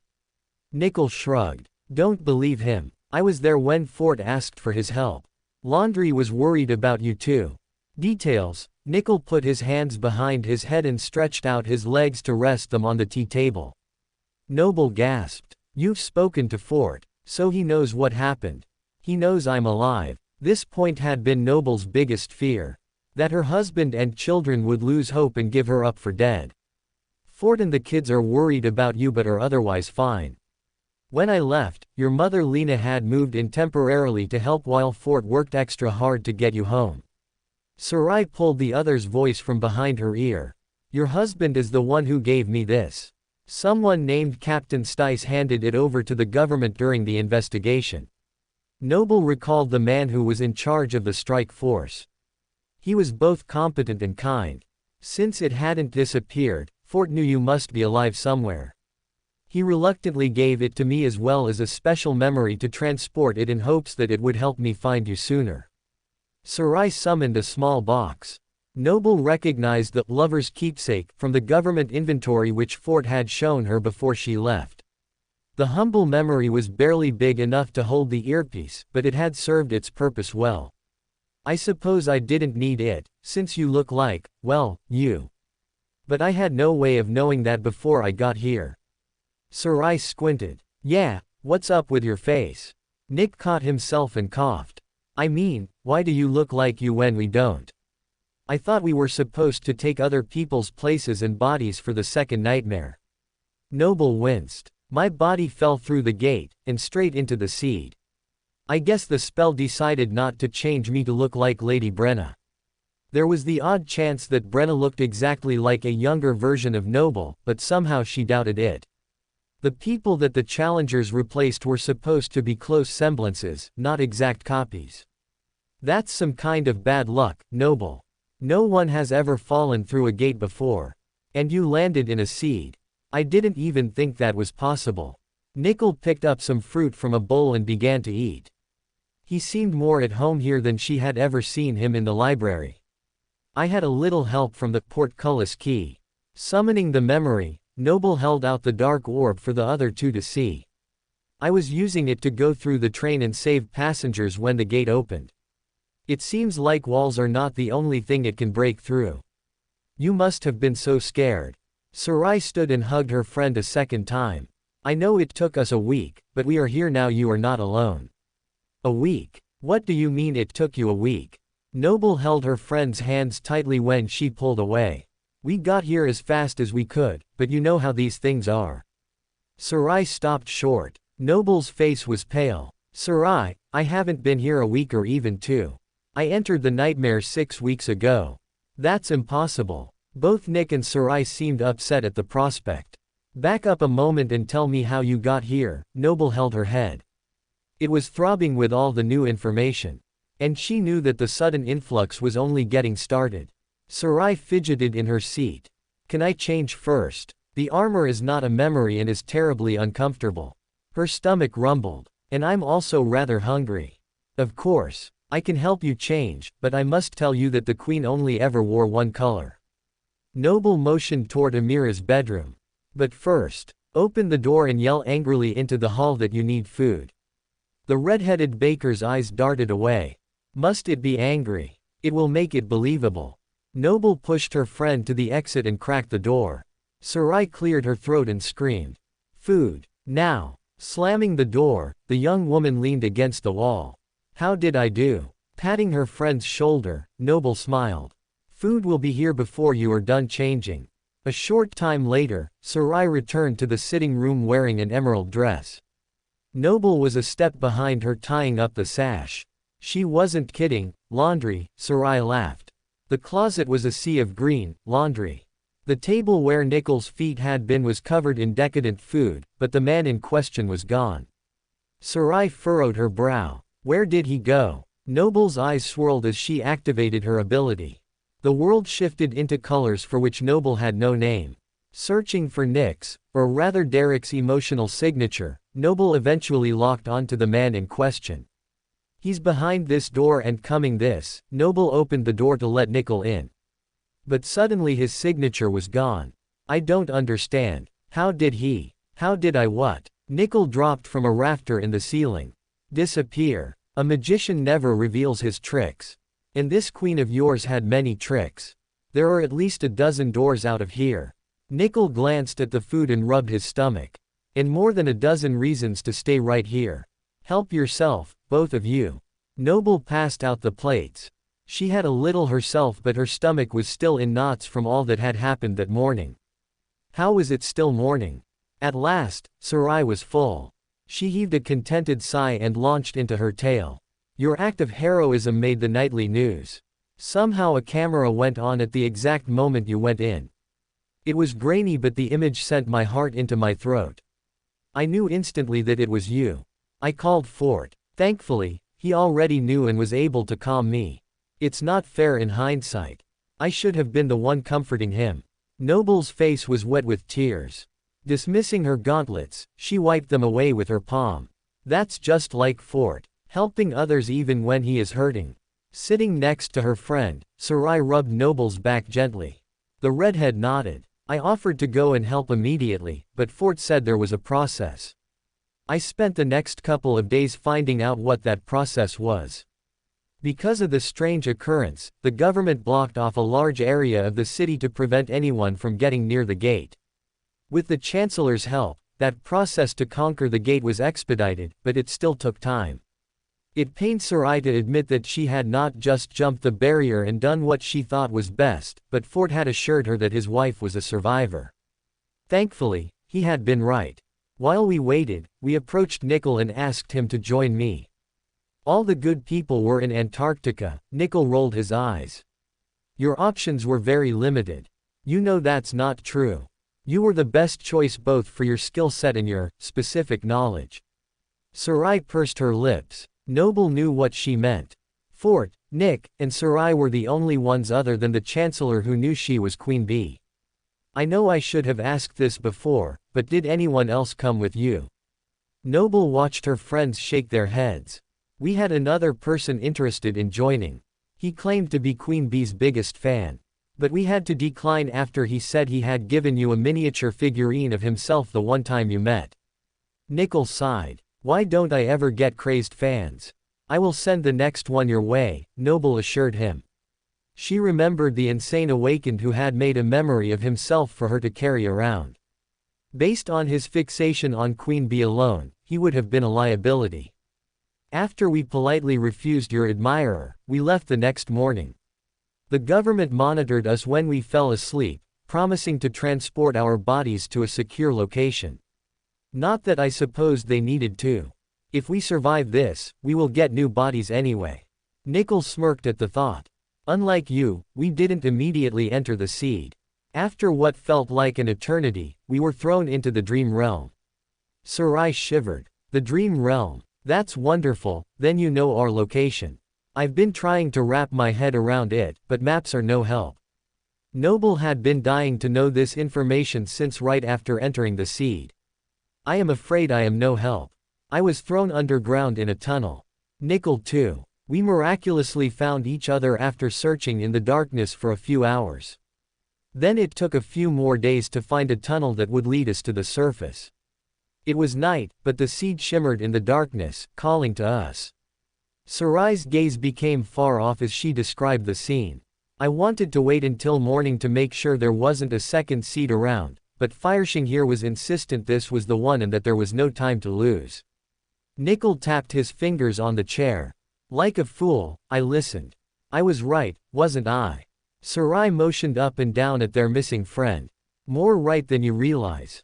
Noble took a deep breath and stared up at the ceiling. What do you mean? Sarai's voice became soft. Noble looked at the other woman. While Amira's face stared back at her, Sarai's kind eyes could not be hidden even in this stranger's body. The floating awakened gave a sad smile. That meeting that you and I just had. I had made a claim on the throne. That little chat was supposed to be a fight to the death. If you hadn't come when you did, either the queen or I would be dead right now.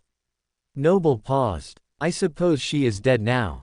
At least in spirit. What a strange thought. If Sarai had entered the nightmare right at the point that Noble had succeeded, would she have killed her best friend? I am so glad that didn't happen. Nick tilted his head. Wait, Noble, did you say that you are trying to take over a kingdom? What kind of nightmare is this? It was a good question. It was also Noble's turn to do some explaining. Shaking her head, Noble chuckled. What kind of nightmare? A strange one. And the time discrepancy makes it that much weirder. I don't know whether you were lost underground for much longer than you think or if my unique entry tossed me farther back in the past than it should have, but I have been here at least 6 weeks. Weird, but not exactly bad. That means you already know the central conflict and have a good grasp on the players. Nickel leaned in to hear what his coworker had to say. I believe the central conflict has to do with a tyrant called the Lord of the Mountains. Noble unconsciously looked toward where the peaks of ash and snow lay. You aren't sure. Sarai furrowed her brow. You would know better than I do how this all ends. I was still trying to escape with the portcullis key and missed the time reversal. Noble scratched her head. We didn't get any recap at all. Sarai's eyes dropped. It was just blackness and then I woke up in that bedroom in this body. I am guessing the replay was skipped because you were already in here. Pinching the bridge of her nose, Noble sighed. The mistake she had made was huge, but she would have to move on. I am positive the conflict has to do with the tyrant. An invisible barrier protects the city, but he and his minions nearly breached it last time they attacked. Noble paused. As for who the key players are, that all changed with your arrival. Sarai, you're the temperamental queen who was making my task impossible, and Nick, you're the terrified survivor of a campaign with my dead father. Am I a washed-up drunk? Nickel asked with a twinkle in his eye. Noble blinked at him a few times. I don't think so. In my only interaction with Derek, he somehow evaded my ability to lift things and knew the city streets like the back of his hand. Why do I feel like you wanted to be a washed-up drunk? Nickel smirked. What can I say? It's a fun part to play, and no one ever sees you coming. No, Derek was stealthy, just like you. It makes sense that you would replace him, actually. You had a lot of things in common. Noble had to admit both Sarai and Nickel were excellent substitutes for the people they had replaced. Nickel and Derek were both evasive and meticulous planners. While Nick did not have the capability to slip from her telekinesis, he had found his own way to slip through her grasp on the rooftop. Like the queen, Sarai had fire power, though it was not exactly the same. Amira's flames were molten and could be produced anywhere. But the similarities were striking. Even their flaws were close. Sarai had difficulty controlling her emotions. It was one reason she appreciated Noble's calming influence. And from what Noble could tell, Amira had a temper that raised the room's temperature and made her want to commit murder. If I had known these two were coming, these are the people I would have picked for them to play. Noble wondered at the foresight of the spell. Had it known all along, or were these people truly the closest copies and Noble had just gotten lucky? It was a mystery that she would likely never solve. I will be sure to let the spell know that you want to be a drunk next time, Nick. I am sure that will work out for you, Noble teased. Thanks. Nickel seemed oddly pleased by the prospect. Was he already considering becoming a saint? They needed to conquer this nightmare first. And to do that, Noble needed to fill them in on all the details so they could proceed. Noble coughed lightly. As I was saying, I was dropped into the nightmare 6 weeks ago. I landed outside the city where my character, Lady Brenna, was trying to escape. I was caught by a man in Simkus who turned out to be my two protectors, Council and Kosi. What is it? Noble could feel the redhead's curiosity piqued. Sarai chewed her lip, hesitant to interrupt. It's nothing. Just, what's a Simkus? Was it that oversized cat dog in your prison cell? Nickel hid his discomfort behind a mask of indifference. Yes, he is a noble creature and a demon. He is very intelligent. Council has the ability to talk to him just like you and I are speaking now. That's amazing. I cannot wait to meet him. Sarai clasped her hands. There will be time for that when we are through, but I should send him and Council a message that I am well and will return later. Floating to one of the doors, Noble peeked into the hall and sent a message with a servant. At least she wouldn't have the two protectors worry on her conscience. Where was I? Oh yes, I came back to the palace where I had the strangest dinner with the queen. She turned out to be my aunt and put me under house arrest until the big celebration of her 100-year reign. Amira was quite a piece of work. And not very well liked. The first night I was here someone tried to poison her drink. Noble's words caused Nickel to spit into his cup. Please tell me that the person was caught. We are literally in her room having food and drink meant for this Amira. Don't worry. Her Majesty dealt with the problem. It hasn't happened again since. Noble was fairly confident that the food was not tainted. If you don't feel sick by now, you are fine. That's not as comforting as you think it is. Nick rubbed his stomach. Sarai summoned a vial and passed it to him. If you are too worried, have a sip of this, she offered. Nickel accepted the drink. Anyway, as good as it was to have friends surrounding her again, Noble could feel them repeatedly getting off track. Anyway, since I have been stuck in the palace, I have been doing all the research I can on the tyrant and his heart. Council has helped me immensely in gathering all the information. I have also been working to perfect my ability to lift things from the ground, training as much as I can in an enchanted underground arena, and oh, I learned a tiny bit of sorcery. I like how you threw in that last detail like it was nothing. Nickel shook his head. It's not a huge deal. Noble flushed. And not the most important thing that has happened here. When I figured out that the tyrant was the main obstacle for the nightmare, I worked to get both Council and Queen Amira to join forces against the foe. Unfortunately, Her Majesty refused to help me, which led me to join a rebellion that had already formed in my name. Noble went on to explain the circumstances surrounding Lord Bizis's and Lady Elora's deaths, how Amira had blamed Council but Brenna had saved him, her own experience with the tyrant on the battlefield, and finally ended with the scene that had taken place in the Great Hall the day before. You mean this Lord Gavin and Council started a revolt for you, without you? Sarai listened to the whole tale with great interest. Yes, and Bizis paid the price. I almost did too if not for Kosi. Noble sighed. Only you could start a revolution without even trying. Nickel was amused. Are you sure none of your fans from the Dreamscape somehow found their way in here? Haha, very funny. Noble wrinkled her nose. What now? Do we form a plan? Sarai had once again started to snack on the food in the center. Noble nodded at her fiery-haired friend. We make a plan, and I know the first step. You surrender. When you say surrender, Sarai tapped the tips of her fingers together nervously. I mean that you retire or abdicate the throne, whatever term they use here. If you do it willingly, and we show a united front, it will fix many of the problems I have been having getting things coordinated. If Noble could peacefully take over and free the old guard, then the rebellion would not need to be bloody. Instead, the royal army could join with them to make an even larger force against the corrupted tyrant and his minions. Instead of hoping to have a few men left when this was all over, Noble now could see a bright future of everyone working together. My, how things can change in an instant. I suppose being queen for a morning is better than never being queen at all. Sarai touched the small circlet on her head. The baker had taken off Amira's necklace and bracelets but had forgotten about the crown when changing clothes. Noble would have to remind her to put on the other things later. Keep the crown in these rooms for all it matters. You would be the queen mother. Queen's aunt. I don't know. But I am happy where I am staying, so I will find some excuse for you to remain here for now.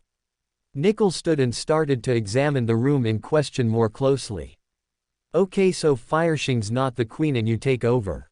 Then what? Noble tapped her chin. That will give me access to the resources I have been lacking. I told you that I saw the tyrant in the most recent hunting expedition. Noble had decided she did not like that term. It had been Amira's way of making light of two serious problems. The city was in need of meat and was also under periodic attack. While her solution was effective, the term left a bitter taste in Noble's mouth. The horde of abominations comes once every few months, but the tyrant is not usually with them. What I saw was an anomaly. So I have been trying to find a way to increase the odds that the Lord of the Mountain will be with them next time. I think the key lies in finding his heart. His heart. Nick's and Sarai's voices overlapped. I am not sure if it is his actual heart, but that is what the books call it. If we can find it, then maybe we can lure that flying monster out of hiding and into a trap. At least that is my plan. That will beat waiting months or years for him to show up on his own.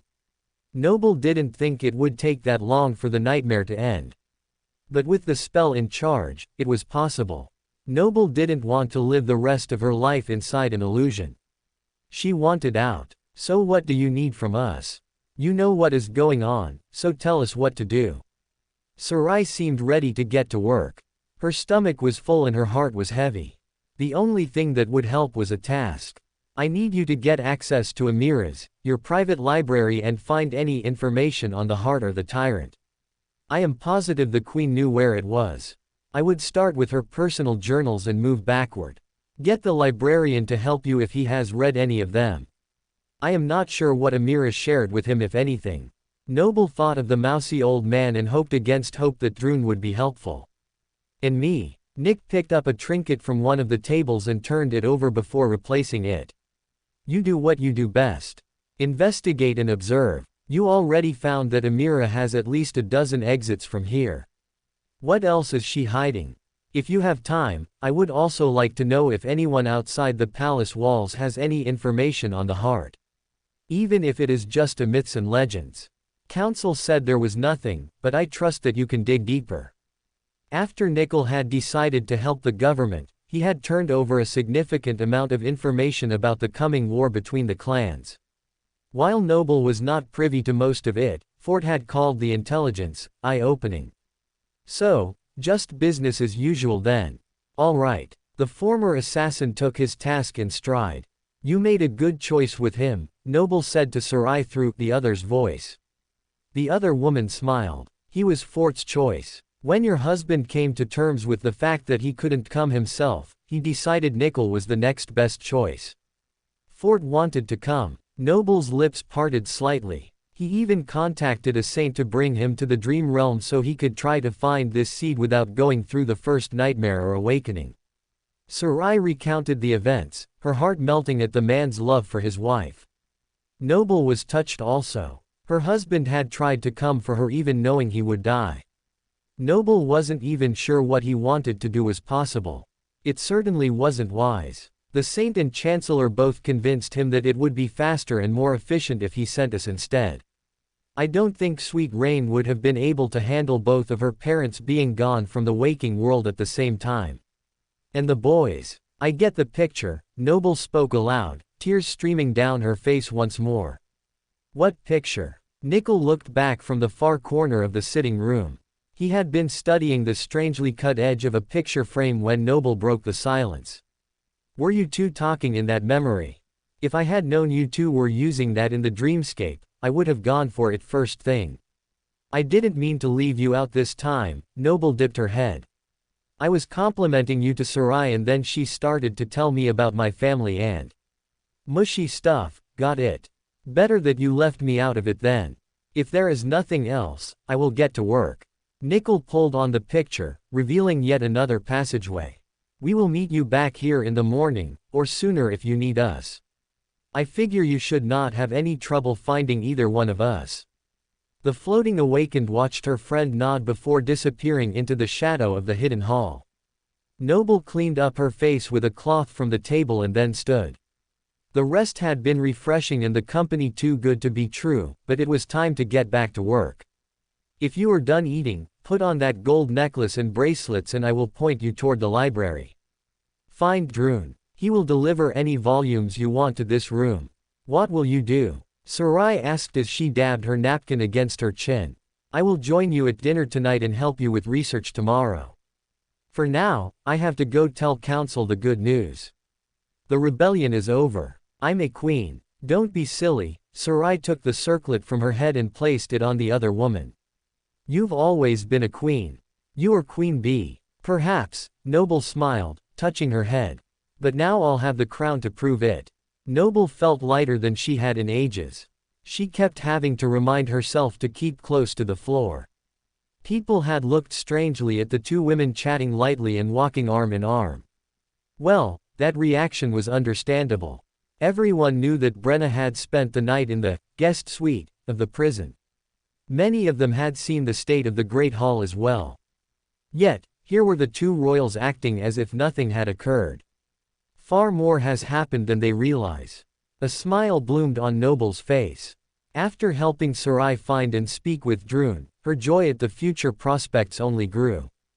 The two fell into conversation quickly, allowing Noble to slip away for her own tasks. By the time Noble knocked on Council's room at the base of the tower stairs, her face was radiant.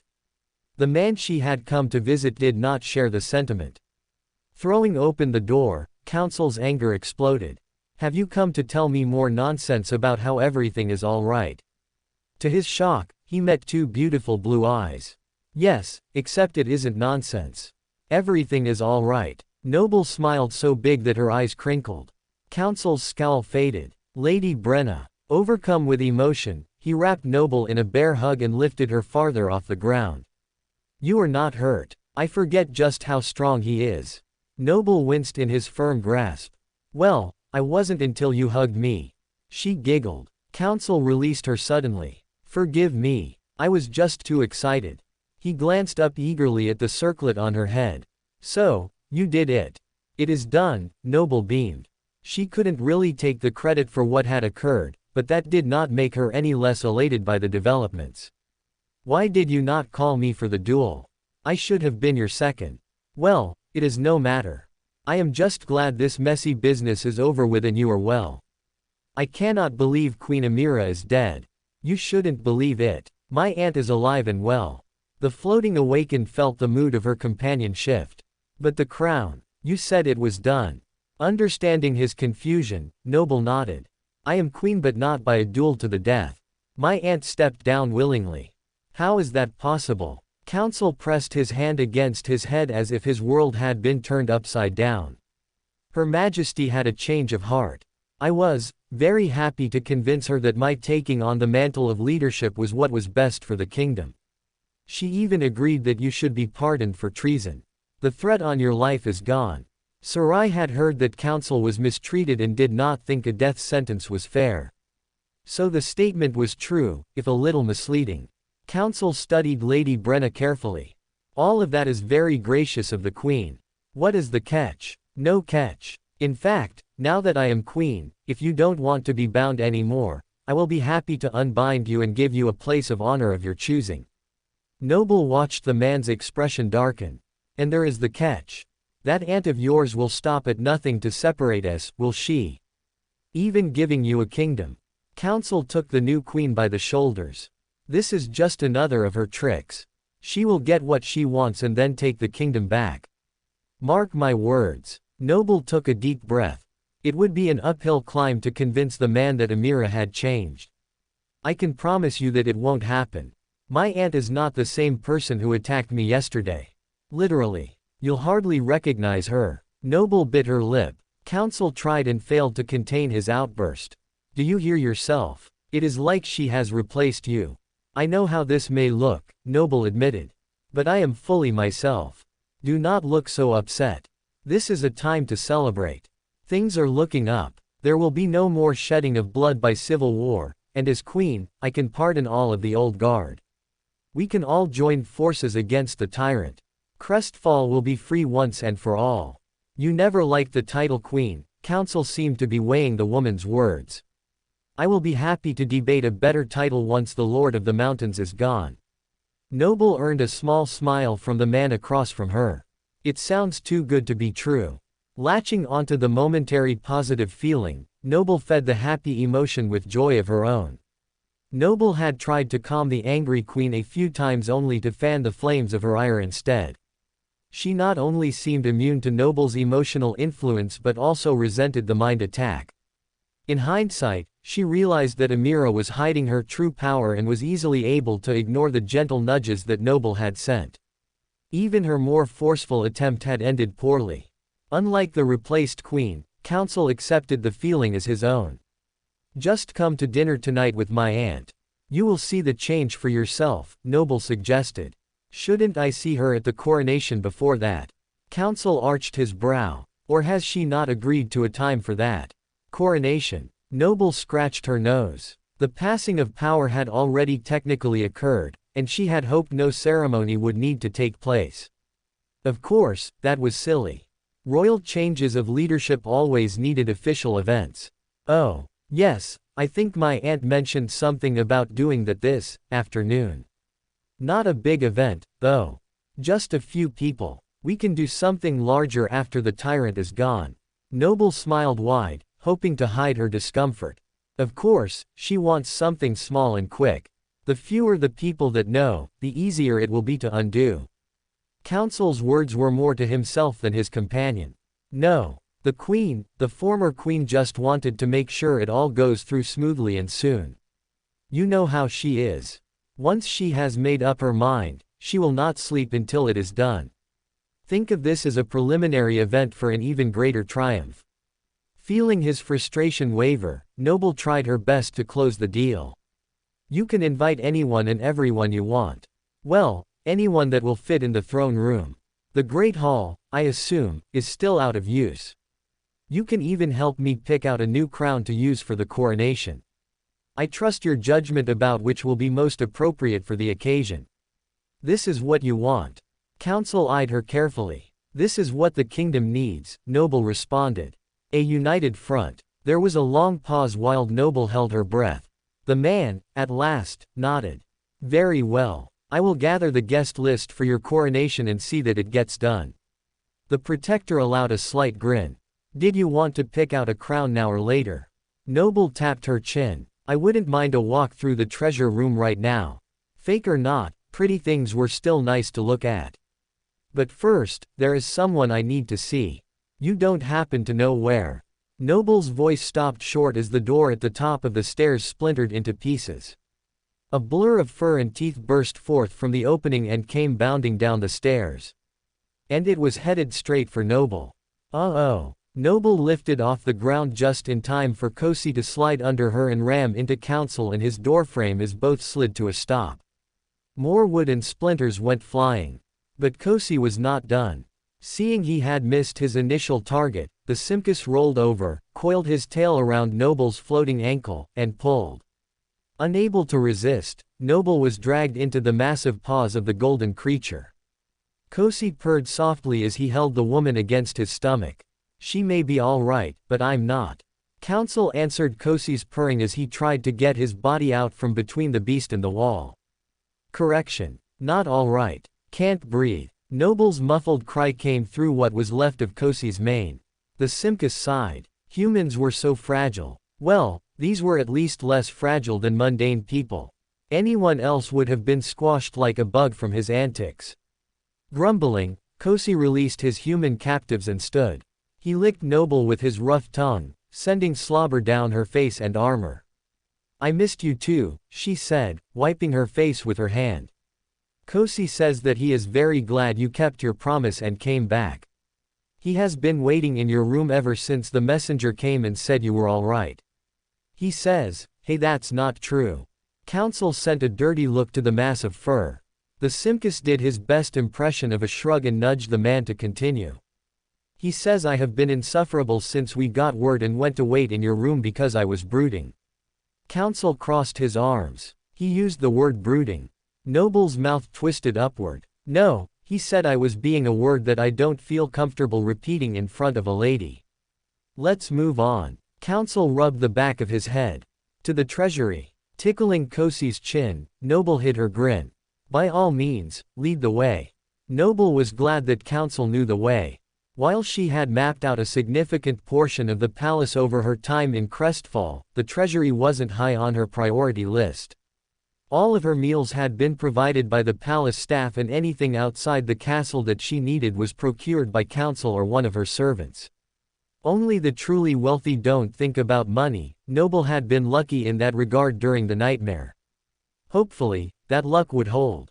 The treasury had many mundane guards protecting its contents. To get this far into the palace without permission would have been nearly impossible, so there was little need for more powerful soldiers here. Counsel strode forward confidently and addressed the soldier in charge. Step aside. The man looked at Counsel, Noble and finally, the large creature lurking ominously behind them. Sweat formed on his brow. We can only let you inside with the Queen's permission. You have it, Noble answered with a nod. The soldier's eyes went wide as he noticed the tiara on Noble's head. You're mean. Stand down, and let them pass. A strong voice came from the side hall. Queen Brenna would like a look at her treasury and you would like to keep your head. General Theo spoke firmly to his men. Recognition dawned on their faces as they fell to one knee. Forgive us. There is nothing to forgive. You were protecting the royal inheritance. I commend you. Noble dipped her head. From some hidden spot in his uniform, Theo produced a key. He placed it in the lock and released the door. After you, he bowed. I had no idea you had access to the treasury. Counsel looked at the other man suspiciously. Her Majesty's aunt gave it to me yesterday to escort the priest to get the crown for the ceremony. I now hand it over to you, Your Majesty. The general passed the small piece of metal to its new owner. Thank you, General. Noble could feel that the man had more to say. Go ahead, Counsel. I need a moment. Thank you, Your Majesty, Theo spoke in a low tone. I would like a small word. Of course. Noble motioned for Kosi to make a barrier between them and the soldiers. Speak your mind. I want to apologize to you. My actions this morning were unforgivable. I understand if you wish for me to step down from my post. Theo lowered his eyes. I don't understand. Noble furrowed her brow. You tried to save me this morning. Why would I turn my back on you now? Theo took a deep breath. I betrayed the person I was supposed to serve by offering you a way of escape. If I would do such a thing, then you should not trust me. You did what you thought was right. I am not going to punish you, especially since the choice you made was to save my life. I hope I will be a more reasonable ruler than my aunt was in the past. Of course, reasonable was relative. People in power always had to make tough decisions that others wouldn't like. However, in her experience, even the supposedly easy choices were met with criticism from those who complained for a living. About your aunt. Theo hesitated. Is she all right? Noble panicked. She shouldn't have sent her to be alone in the castle. More than one person wanted to kill her. She is fine. More than fine, if I am being honest. I passed her in the hall and when I greeted her, she told me of her choice to step down. She was, oddly pleasant. Theo winced at his wording. Is there a problem with that? Noble hid her amusement behind a scowl. No, I suppose my question, if I may, is, do you expect that behavior to continue? The general gulped. Noble pursed her lips and nodded seriously. I think you will find she will be, oddly pleasant, more often now that the mantle of leadership has been lifted from her shoulders. But I would consider it a personal favor if you would make sure she is kept safe when I am not around. She has never needed protection before. Theo stopped, realizing he was out of line. His eyes unconsciously darted in the direction of the destroyed Great Hall. I know, but I fear that a change after 100 years may have her feeling a little lost. Change is difficult. Noble had already worked through the shock of being thrust into a strange role in a strange place. Hopefully telling Theo this would ease the burden that Sarai would feel trying to fill the shoes of the deposed queen. Understood, Mila, Your Majesty, Theo bowed. Turning away, he went to carry out his leader's wish. Noble looked at the key in her hand before holding it to her chest.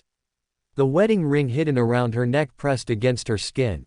Hold on, my love. I'm coming, she thought, careful not to let the words leak through the other's voice. Are you coming? Counsel called from the other side of Kosi. The Simkus turned his head toward her, a question in his intelligent eyes. Yes, I am ready, Noble answered, pulling her hand away from her ring and tucking the key into her pocket. It was time. She had a crown to claim. Kosi, wait here. Counsel placed the Simkus by the door. He would have had to squeeze through the armored entry, and the creature was bulky enough that he might damage something priceless on accident. The noble creature grumbled. I am sure your fur is prettier than anything in there, don't worry, Noble comforted him. We will be back soon. Turning toward the vault, Noble gasped. The torchlight on the walls reflected in her stunned eyes. She knew that the treasure room would house priceless gems and gold. But the sheer sight of so much wealth in one place was nothing short of overwhelming. In the waking world, credits were the currency used, and in the dream realm soul shards were how people traded goods. So Noble had an idea of what coins were but had never seen them in any real quantity. Extraordinary. Gold and silver lined the walls, some in neat stacks and others in messy piles. Pedestals popped up at intervals, displaying some of the rarest treasures that the vault had to offer. One of these pedestals was empty. By its placement, Noble guessed it was for the melted crown the day before. Whoops! Noble's guilt passed quickly. There were many more luxurious headpieces to choose from. Walking through the treasury, the new queen marveled at crowns of every style and color. It looks like Amira had a tiara for every day of the year and more. It made some sense. She had over 100 years to collect jewelry and some of it was likely from the kings and queens of old as well. Noble was spoiled for choice. She lifted a silver bangle and regarded herself in the reflection. Behind her, coins shifted. Noble paid it no mind, but Counsel's hand went to his sword as he spun around. Kosi, was that you? The Simkus snorted from outside the door. He hadn't touched a thing. I think it was my fault. Noble blushed. That pile was unstable already and I think it got bumped. Nick, you have to be more careful. Noble scowled inwardly. She had sensed the man's presence as soon as she entered. Nickel didn't need a key. Either he had found one of Amira's back entrances or the stealthy awakened had gained access in some other less than legal way. What did Laundry do this time? Sarai asked through their shared memory. Oh, nothing. He's just robbing the treasury and not being quiet about it. Noble scanned the shadows of the ceiling to make sure Nickel couldn't be seen by the naked eye. Sarai clicked her tongue. Silly Laundry. Everyone knows when you are pillaging and looting, you should at least be mindful of the noise. See, you understand. Noble had missed her friend. That kind of banter filled her heart with joy. Inside the vault, Counsel finished investigating and relaxed. He sheathed his sword. I suppose we should get back to the task at hand. I did not realize we would have so many options. What about this? Noble lifted a simple but large emerald coronet. Not regal enough and frankly, as long as your aunt doesn't object, I think we should avoid green altogether. Counsel took the headdress from her gently and put it back. Aunt. Noble sent a message. It was very nice to see that the other's voice had a little range. Yes, niece. Sarai's voice laughed in her head. Do you care if the crown has green on it? Noble asked half-jokingly. Sarai gasped. Goodness no. Whatever makes you look good. Oh, and maybe also purple. It will look amazing with your eyes. Yes, ma'am. Noble could always trust her friend for fashion advice.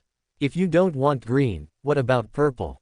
She suggested to Counsel. Interesting prospect. I was thinking turquoise. His suggestion made sense. The old guards' capes had been lined with that fabric for their dramatic reveal. Noble hummed softly. I have been meaning to ask. How did the old guard pick that color? It was the same as my dress. Noble wasn't positive, but she thought it might even be the same fabric. The blond man looked at the ground. I am afraid that is my fault. I told Lord Gavin about the Queen's destruction of your emerald gown, and he asked who the new seamstress was. I guess he must have contacted her and bought up all the rest of her material. Probably searched everywhere else in the kingdom to get all that he needed. Counsel felt a mix of pride at being a part of the event and sadness with how it had ended for Gavin. Noble herself wasn't sure whether to thank the man or curse his grave.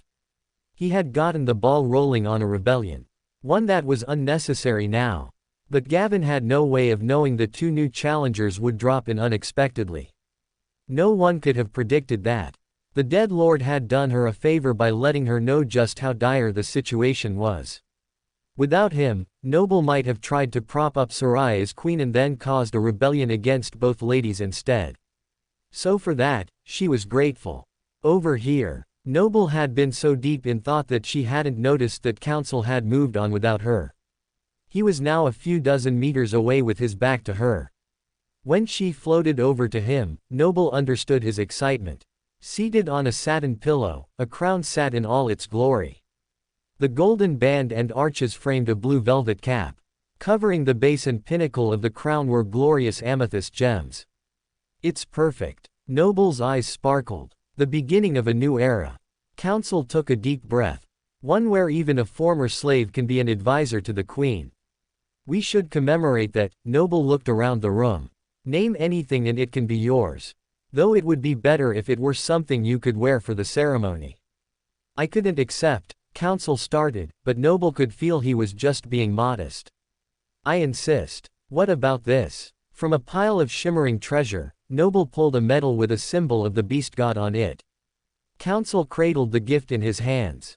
Are you sure? Noble shrugged. It was fake, at least for her, but even if it weren't, the room was far too big to notice one little bauble. I'm certain. He held out the gift and bowed. Thank you. Draping the medal around his neck, Council then took the crown from its pillow and awaited instruction. Noble motioned them both toward the door. As they reached the exit, another mound of coins shifted and fell. Did you bump that one too? The man asked, looking over his shoulder. Noble shook her head sadly. Not I. Do you think it is a thief? She added the last part dramatically, placing her hand on her heart. Council walked toward the sound. No thief has ever been able to breach here in 100 years. Noble looked up at the vaulted ceiling where two dark eyes were glaring at her. She smiled. Perhaps that streak has at last been broken. Council returned from his search with a click of his tongue. More likely it was a rodent. Though thieves are worse than vermin. From out of nowhere, a coin came flying through the air at Council's head. It stopped in midair, flying back at the assailant. Oof. Council turned his head toward the muffled grunt. What was that? But Noble was already pulling on the man's arm. Don't you know? Rats are easily offended. Prafe stood skittishly on his 4 feet. Taking off his round hat, the priest of the beast god wiped his brow. Are you sure this is what you want? After fleeing the day before, he had been holed up in his temple until being summoned once again to the palace. Whatever he had expected, the peaceful sight before him was not it. To him, it was unnerving. He tapped his hooves softly in the queen's sitting room while trying to discern this change of heart. Brenna and Amira, or rather Noble and Sarai, sat side by side on the couch with Council and Alex flanking them in 2 armchairs. A change of leadership is a big decision, the priest reminded them. This is lunacy. Alex objected. Clearly, this is being rushed. What is the hurry? Since there was no affirmation yesterday, we technically have no ruler. Isn't that right? Noble asked the priest. The flustered man tried to formulate his thought. Sarai brushed back her hair. We want to remedy this lack of leadership immediately. There is no time to lose. Brenna will be a wonderful queen. Both Council and Alex were distrustful of her words. At least they are on the same page for once. Noble mused. What is Alex even doing here? The second thought was aimed at Sarai. The redhead's lip twitched. He was waiting for me outside the library and I could not shake him. You've always been too sweet. It will be fine. Noble smiled at her friend. Thank you for your vote of confidence, Aunt. I will work to make you proud. So, I will not be skipping or altering the part of the ceremony where we affirm the new ruler, then. The man in white asked tentatively. We will not. Sarai reached out and squeezed Noble's hand gently. Then we can proceed. Prafe nodded slowly. I will feel better when this is all settled. As will we. The red-headed awakened could not be happier to not be in charge. Heavy was the head that wore the crown, and one morning had been quite enough for her. Do we want to rehearse? The priest placed his hat back on his head, happy that he had not been burned to a crisp just yet. Oh, yes. Noble was relieved by the offer. No need. Council countered. If we are to move this forward in time for a feast, we should simply touch on the high points. I can already hear people beginning to gather in the throne room. It will be standing room only before long. Ever since council had mentioned needing a royal coronation, things had moved rather quickly. In barely 3 hours, the room had been decorated with fabric of purple and blue and guests had been invited and were already arriving. Brave souls, after what had happened the day before. At least the old guard had been released. That had likely restored some confidence. The priest went over the instructions, pointing out the differences from an affirmation ceremony. Queen Amira will need to make a speech to confirm your leadership, Your Majesty, the priest reminded them. Just like you did for your aunt's 50th anniversary. Noble remembered Lenore saying the speech had made Amira tear up. What exactly had Brenna said? Since Alex had written the words for the 100th ceremony, Noble had not thought to look at what Brenna had composed before, if it could even be found. A speech. Sarai chirped in Noble's head. Can I not just say that I affirm and move on? The redhead asked with a tight smile. Inside the lady was screaming, and Noble could hear every word. I don't like public speaking. These people will see right through me. I can't. Noble knew that Sarai was sometimes uncomfortable in front of crowds. Fighting in front of multitudes, she could do without a problem. That was one of her strengths. But a formal speech? Well, the nightmare may as well kill her now. At least a formal statement would be better than nothing, the priest answered carefully. He was likely going to say, what happened yesterday, but thought the better of it.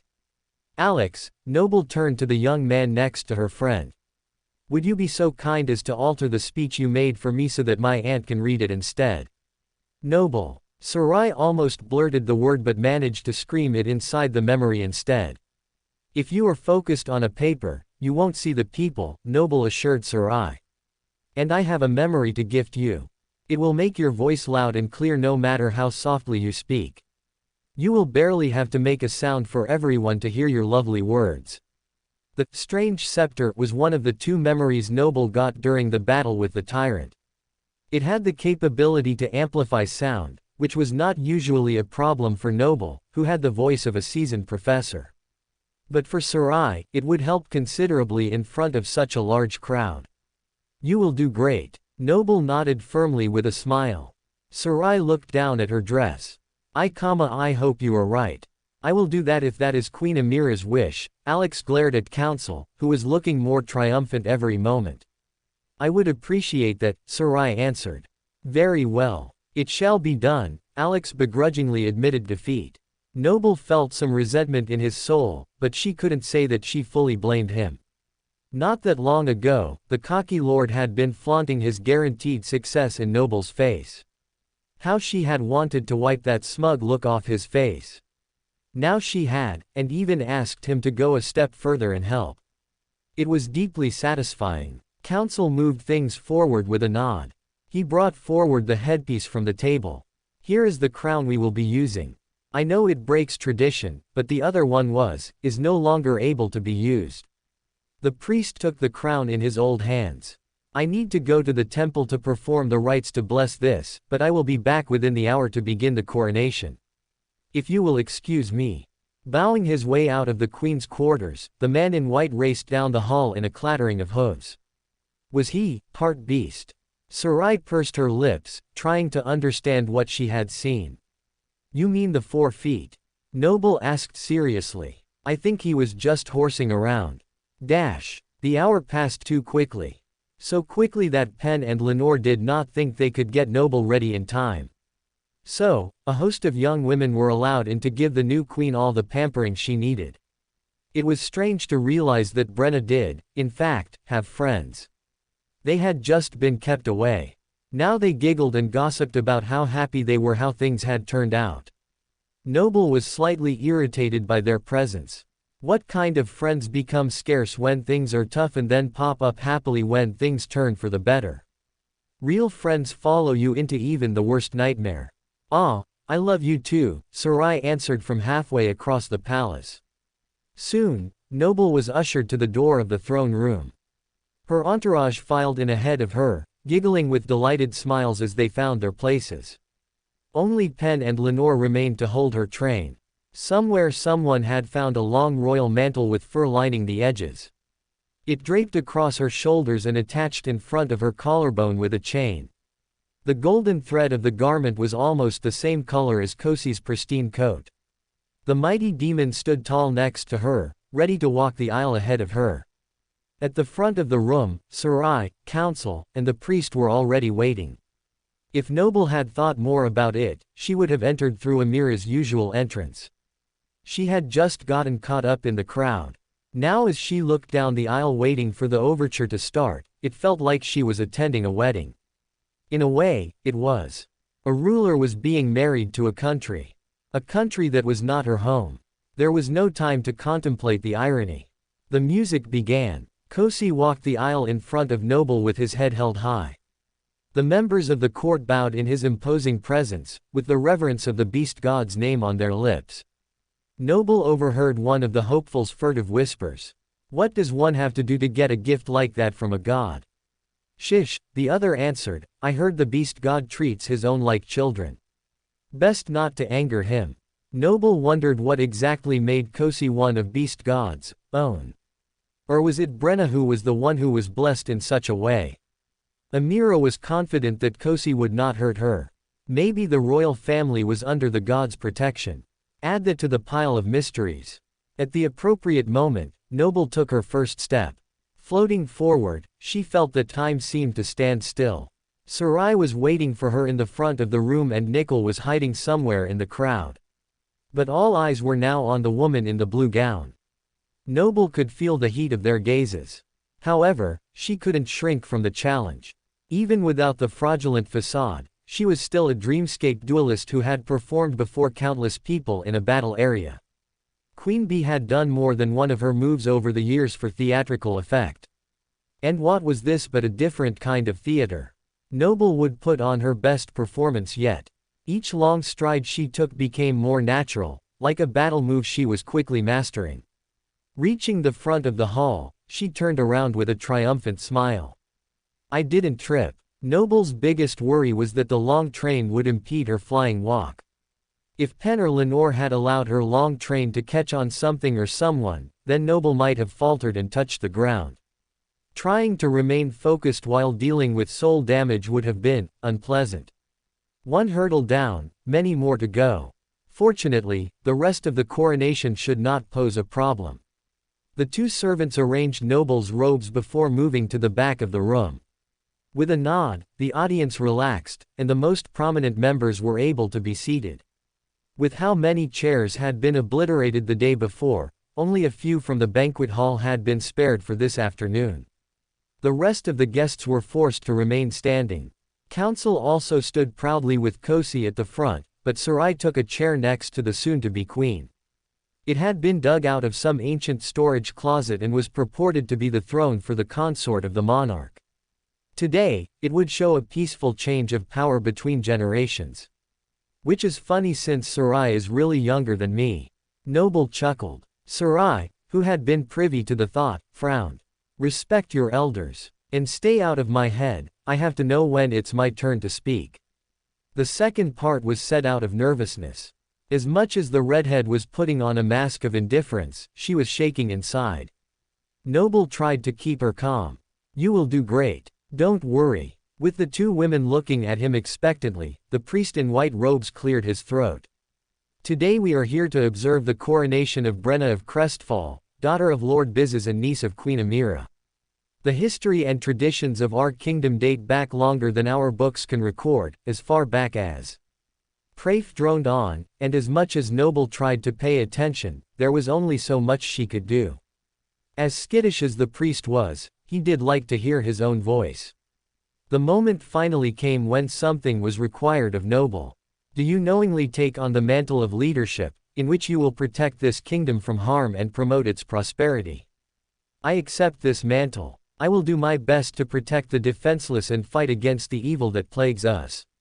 The second statement was not part of the ceremony, but Noble decided that it was necessary. These people needed to know her goals. After a momentary pause to decide if her words fit within his script, the priest moved on. You have accepted the mantle of leadership. Now we need affirmation. Who will speak on the royal family's behalf? All attention moved to the stunning fiery-haired woman. They eagerly awaited her answer, none as much as Lord Alex from the front row. His smug face looked punchable once more. But Sarai didn't notice. Instead, she froze, her eyes glazing over with how many people were staring at her. The room went so quiet that a pin dropping would have sounded like a scream. Aunt Amira. Noble prodded. Sarai, it's your cue, she tried to reach her stunned friend. The former queen rose slowly, her knees shaking. I. Pulling out a paper, Sarai tried to read the words with her unfocused eyes. She clutched the strange scepter in her other hand, clinging to it for strength. It made her voice come out loud and clear. I am Amira, Queen of Crestfall, and I do not. Oh. Sarai tilted the paper toward Noble. It was a rejection, not an affirmation. Her Majesty, Queen Amira is under duress. Alex stood and announced. The ceremony cannot move forward. That sneaky little. Noble had checked the words of the speech, but the Lord had managed to change the paper without either of them noticing. He probably thought he was doing you a favor. Noble wanted to strangle the man. After this was all over, she just might. Noble straightened in her seat. I have never once known Queen Amira to do anything out of fear of me. If she wants to condemn me, then let her use her own words. Her Majesty, finish without your interruption. Motioning to the guards along the wall, Alex was escorted from the room. He would be enjoying some time in the suite below the palace until Noble had time to deal with him. For now, it was time to move on. You were saying, Aunt. Noble smiled warmly at Sarai. The redhead answered, uncomprehendingly. You had just finished saying that. You do not what, Your Majesty? The priest took a step back in case the fiery woman was about to blow. Oh, the retiring monarch lowered the useless paper to her side. She looked out at the crowd again, and her face blanched. But Sarai's voice boomed, filling the hall. I do not know of a better person to rule than my niece Brenna. Noble looked at her friend, beaming with pride. Only Sarai's mouth was not moving. Cover your lips, Noble told her. The redhead placed Alex's paper in front of her lower face as the words of the speech continued to resound through the hall. I believe under her leadership, Crestfall has a bright and glorious future. As a member of the royal family, I affirm and acknowledge Brenna's rule. Long live the queen. The voice stopped, and Sarai lowered her paper. Relieved, the priest picked up the crown from its pedestal. The purple gems and blue velvet shone a little brighter when his fingers touched the polished metal. With this symbol and the blessing of the beast god, I crown you, Brenna, Queen of Crestfall. He placed the crown on her head. Oops. Noble's eyes opened a little wider. In their rush, they hadn't actually tried the headdress on the new ruler's head.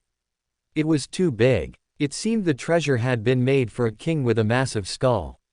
Noble's more petite frame could not boast the same bulk. In a moment, the band would slide around her eyes and obscure her vision. Inhaling sharply, Noble continued to smile. The crown stopped its slow slide and hovered nicely around her ears. Much better. Stepping aside, Prafe spread his arms wide toward the throne. I present to you, Queen Brenna. Hail to the queen. The court's praises echoed and reverberated through the hall. Although Noble could not feel the weight of the crown floating above her head, she could feel the burden of their calls. They were enthusiastic, especially from the members of the old guard who had worked so hard to bring it about. Council beamed, his triumph and cry outshining even the most ardent supporter. The cheers, they were overwhelming. And humbling. They spurned her, igniting something in her soul. She no longer desired just to be a decent leader or a warrior. When the dust of this nightmare settled, she wanted one title to remain. She wanted to be the noble queen. After the ceremony, the most prominent guests were invited to dinner for a new queen, and Noble and Sarai found themselves in the middle of yet another crowd of people. Nickel had left the palace, or at least the part of it where Noble was. She could no longer sense his presence among the multitude. How were there so many people? They were eating and drinking and being merry. It was like the horrific death of Gavin and the destroyed Great Hall had been erased from their memories. Well, at least from the younger members of the new court. Council was drinking more heavily than any of them. His greatest triumph had come to fruition. He made his rounds, passing out as much alcohol as he consumed. All his restraint from years of subservience was gone, replaced with only mirth. The old guard at least had the decorum to be more subdued. They watched him and the others but did not share in their raucous laughter. Sarai was subdued as well. The discomfort she had experienced in the throne room as well as her unfortunate freeze had left her very quiet during the boisterous celebration, which actually worked in the former queen's favor. Usually, no one would want to interact with Amira due to her temper, so most assumed her lack of speech was to keep her anger in check for the sake of her niece. Sitting next to Noble, Sarai tried to make herself as invisible as possible. This only made the handsome blonde protector of the queen determined to goad her. After yet another glass of something fermented, he decided to give the beautiful redhead all of his attention. "What do you think of the festivities, Your Grace?" Counsel asked the former queen as he sauntered toward her seat. "They are worthy of the new queen," the woman who looked like Amira answered. "And what about the food? Have you ever seen such a wonderful feast?" Counsel prodded, his breath filled with an acrid smell. "My aunt has had more feasts like this than she could ever count. Why, once she even had something called popped corn with her meat. I thought it was ludicrous at the time, but it was better than I expected." Surely after so many unique experiences in her life, this meal would surely lose by comparison. Noble sent a small smile toward Sarai. Popcorn and steak had been one of many meals they had shared together over the years. They both preferred a quiet brunch over these crazy affairs. Who wouldn't? As a food expert, I will say this meal is quite good. Sarai offered. Quite a compliment from our former monarch, Counsel noted. This requires a toast. Someone get Her Grace's special brew. Special brew? Sarai asked through their connection. Her beautiful eyes could not hide her worry. Amira had a special drink made for her fiery temper. Noble told her friend. It was also the same kind of drink that had been used to poison Amira before. Since then the queen had only had it when dining privately with Noble. It was too easy to hide a foul smell inside its icy coolness. But before Noble could convey the thought to her friend, a large goblet was put in Counsel's hand to pass to the queen. He smiled warmly, which set off alarm bells in Noble's mind. "Attention everyone." Counsel swayed slightly. "What are you doing?" Noble reached out and tugged on the man's sleeve as she spoke through her teeth. "Just a toast. Don't worry, Your Majesty." Counsel pounded his fist on the corner of the table between the ladies until those closest to them quieted. "I propose a toast to the new reign of Queen Brenna. May she live a long and healthy life." Counsel held out the glass to the former queen. Sarai hesitated. "What's wrong, Your Grace?" Counsel leaned uncomfortably close. Noble stood up and whispered hurriedly in his ear. "That's enough. Leave her alone." "What? If she won't drink to your health, I will." The man brought the cup to his lips and took a deep drink. "Counsel." Noble did not like his tone, but Sarai cut her off. "It is fine. Give me the glass." The redhead stood with the other two and took the cup. To Queen Brenna. The chalice came to her mouth amid cheers from the guests. Everyone toasted their glorious leader. "Will you look at that? I never thought I would see the day when slave and sovereign would share the same cup." Counsel smirked. "That tasted sour." Sarai noted with a frown. "Amira has terrible taste. It shouldn't be sour." Noble took the cup and sniffed at it. "This is just the regular vintage. I guess Counsel wanted to bother you by bringing you the wrong drink. He really is trying to test your temper this evening." Noble chewed her lip. The man was rubbing Amira's face in his victory. "He doesn't like me very much, does he?" Sarai asked sarcastically. She pushed the drink away and gulped down her water instead. "The feeling was mutual, I assure you. If Amira were still with us right now, Counsel would be separated from his head instead of enjoying too much alcohol." Noble tried to remind herself how much stress the protector had been under. But at the same time, she would need to have a talk with him about boundaries. "I will speak with him when he is sober. He cannot treat you that way. Don't be too hard on him." Sarai furrowed her brow. "I am fine." Noble let the matter rest for now. Counsel seemed to be finished with his amusement, except for towards the end of the evening when he offered Sarai another cup of wine. This time she politely refused, claiming to be full, and he went away leaving the glass on the edge of the table. At least the second one had been Amira's actual wine. Maybe he had been trying to make up for his prank earlier in the evening. Or he was just trying to keep the former queen on her toes. It was hard to tell. Thankfully, Noble had been able to avoid dancing. The Great Hall would have been the place for so many people, and it was not currently fit for such an affair. Finally, something that Noble could thank the original Amira for. She would not have to spend the night dancing with an insufferable amount of suitors. With the wine cut off and the food taken away at Noble's orders, the guests finally took the hint and went home. Being queen does have its perks. Noble shrugged. She had thought to take away the food long before, but didn't want to be a bad hostess. By the end, she no longer cared. Your Majesty, council caught up with her and Kosi, the latter who had spent most of the evening watching the reverie with a judgmental glare. The Simkus gave one such look to the staggering awakened now. Council ignored it. We did it. He clapped. You are queen. Indeed, we did it. Noble smiled tolerantly. Good night. Now that you are queen, council barreled onward, I have something important I want to discuss with you. He paused, confused. Wait, why aren't you heading to your new quarters by the throne room? I want to keep my same room, Noble explained wearily. Council clicked his tongue. No matter. We can solve that issue tomorrow. What I really want to discuss is our futures. I am all talked out right now, council. Noble rubbed her forehead. This day's ups and downs were more than she could bear.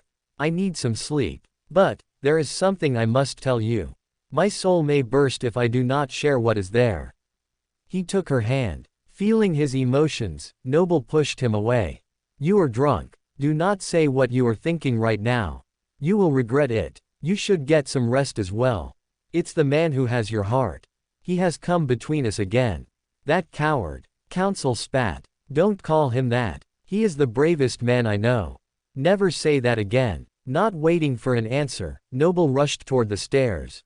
You think he cares, but what has he done that I have not? Council tried to follow until Kosi blocked his path. The Simkus bared his teeth, roaring a warning at the man. Council blanched and stepped back. He called to the queen. Is this how you treat your loyal subjects? You keep them at arm's length. He kept speaking but Noble was no longer listening. For just now the woman desired to be more than an arm's length from the amorous drunk man. She wanted to be a world away. The next morning, Noble prepared to sneak down the stairs. She needed to meet with Sarai and then go to the library, but she didn't want to disturb council at the bottom of the stairs. They had left on less than good terms and she didn't want to start up another round this morning. The biggest problem was that her protector's room was at the bottom of the stairs. At the top of the landing, Noble held her finger to her lips as she stared intently at Kosi. The Simkus had woken as soon as she had and was most eager to find out what the new queen was up to. The golden creature was more than capable of being silent, but that didn't mean he would be. His head tilted at an odd angle while his large ears perked up. Close enough. Noble motioned him forward. As she floated, the new queen contemplated the absurdity of her actions. I am in charge here. I don't have to talk to anyone if I don't want to. Still, it was just easier to avoid being seen. That task, unfortunately, was out of Noble's ability as well. Two of the palace guards rounded the corner and were startled momentarily by the royal. All hail the queen, one shouted to make up for his lack of reaction at first. Both bowed, much to Noble's chagrin. Excuse me, she hurried past them, but not before the door at the base of the stairs flung open. Your Majesty. Council came out of his room still adjusting his tunic. His hair was disheveled like he had just rolled out of bed. If he even made it that far last night. Good morning, Council, Noble said politely as she passed. Rather than discourage the man, the formality of Noble's tone only made Council more determined to get her attention. I know I have behaved abominably, he started. But, I don't want to talk about last night. Noble could feel the nosy guard's emotions behind her spike. She turned to glare at them, and Kosi snarled. Rather than face the demon, they continued the rounds, leaving the two humans to speak alone. I am sorry. I said some things I should not have. Council rubbed his head. I do not even remember all that happened. Noble's pace slowed as she sighed. You were in a celebratory mood. You let things get out of hand. I will forget what you said and we can move on. But your treatment of my aunt was unacceptable, the man finished. A gentleman would never do and say what I did last night. I shamed you. The new queen nodded. You did. But more importantly, you shamed yourself. Do not get drunk like that again. I have no desire to have this kind of headache again. I poisoned myself. If I were not awakened, I would have killed myself with consumption. The man had mixed feelings about the admission. Well, it is good that you are well and that you will not make the same mistake twice. I am glad we had this talk. Now if you will excuse me, Noble took a step away to head down a side hall. I have a meeting with my aunt. The protector furrowed his brow. Already. I hope it is to discuss the new living arrangements. Do you think Her Grace would like to live in your family's manor when she moves out? Moves out? He is certainly motivated to kick Amira to any other location. That is not the most pressing matter right now. We can address that at a later time. I would like to make the transition as easy as possible for our former queen. Noble had no desire to have Sarai leave the palace. She was very protective of her red-headed friend. Well, now that I have apologized, I do have a few things that are more pressing in nature. You must get with the seneschal and discuss how you would like things to be run around here. Council looked for a servant to call the man in question. Where are you? Sarai asked through the other's voice. I got detained by council. I will be there as soon as I can. Noble answered. Nick says just because you are queen, it doesn't mean you can keep us waiting. Sarai giggled as she relayed the other duelist's message. I think we let things be run for the next week or two how they always are. Then we can decide what does and doesn't work. Noble told council quickly to stop him from searching for the castle's keeper. Except for the food. We must make sure that none of the prepared food goes to waste. I don't like thinking others go hungry while we stare at full plates. I understand and I will get on it. Council bowed. Thank you. Noble dipped her head and started to walk hurriedly toward the royal suite. Seriously, Noble, are you this late for everything? Nickel's voice was suddenly invading her senses, causing the woman to wrinkle her nose. Only when people tell me to hurry up, she mentally stuck out her tongue. Now give the memory back to Sarai. Unless you want to hear the lovely things I am about to think about. Fort. Noble was about to pat herself on the back for evading not one but two men when she heard Council's footsteps running up behind her. Before I speak to the keeper of the house. Kosi snorted at the man. Couldn't he take a hint? I told you I have to go. The new queen grew frustrated. You did, but I wanted to talk to you about slavery in the kingdom. Council folded his hands in front of him. He was intent on stalling the monarch, but she would not allow his tactic to work. That is an excellent topic. Noble knew that as a former slave, this subject was close to his heart. They would need many hours, days, weeks, or more to untangle the system that took countless years to make. And as calloused as it sounded, Noble hoped she would no longer be in the nightmare to deal with the fallout of whatever choices she made in that situation. Could you write down all your thoughts to share with me later? I do want to hear them. Also please note any laws or orders that would make the transition more seamless. Noble tried to think of anything else she might need. Can you do that for me? I suppose, but I don't think you understand. Then make sure I do in the report. Thank you, Council. I will be on my way. I will see you later. Noble turned to Kosi and floated onto his back. Let's go. The Simkus's chest rumbled his assent as he took off down the corridors. Sure, Noble could have floated quickly to her destination, but this was the best way to assure no one else would disturb them. The palace staff and remaining dignitaries scattered in the face of the massive creature's glistening teeth. Which was exactly how Noble preferred it. All the mundane matters of running a kingdom could wait until that afternoon. Just now, Sarai's taunting voice rang in her head. Hey Noble, you better get here quick. I found something. Where is Nickel? Noble asked as soon as she and Kosi entered the royal suite. The mysterious duelist was notably missing from the sitting room. He got tired of waiting. He will be back though. Sarai motioned for her friend to sit down. Noble looked at the spread of food on the low table between the couches. There were so many empty plates. Did you two eat all of this? The redhead smiled guiltily. Yes and no. Laundry had a little, but I ate most of it. I can get you and Kosi more. That's nice, and yes I would like something, but, how did you eat so much? Do you not feel sick?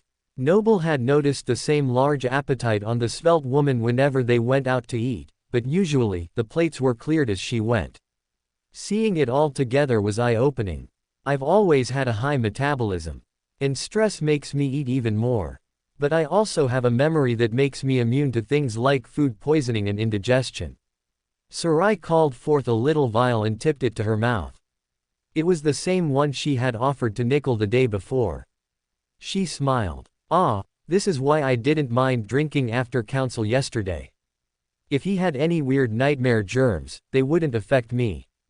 Very interesting. Noble took a small sip of the vial when Sarai offered it.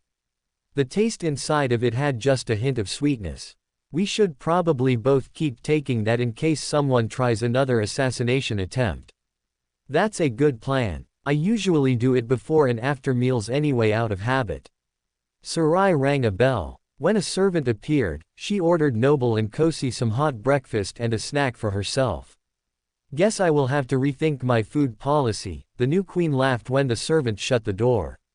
What do you mean? Sarai sank back in her seat and furrowed her brow.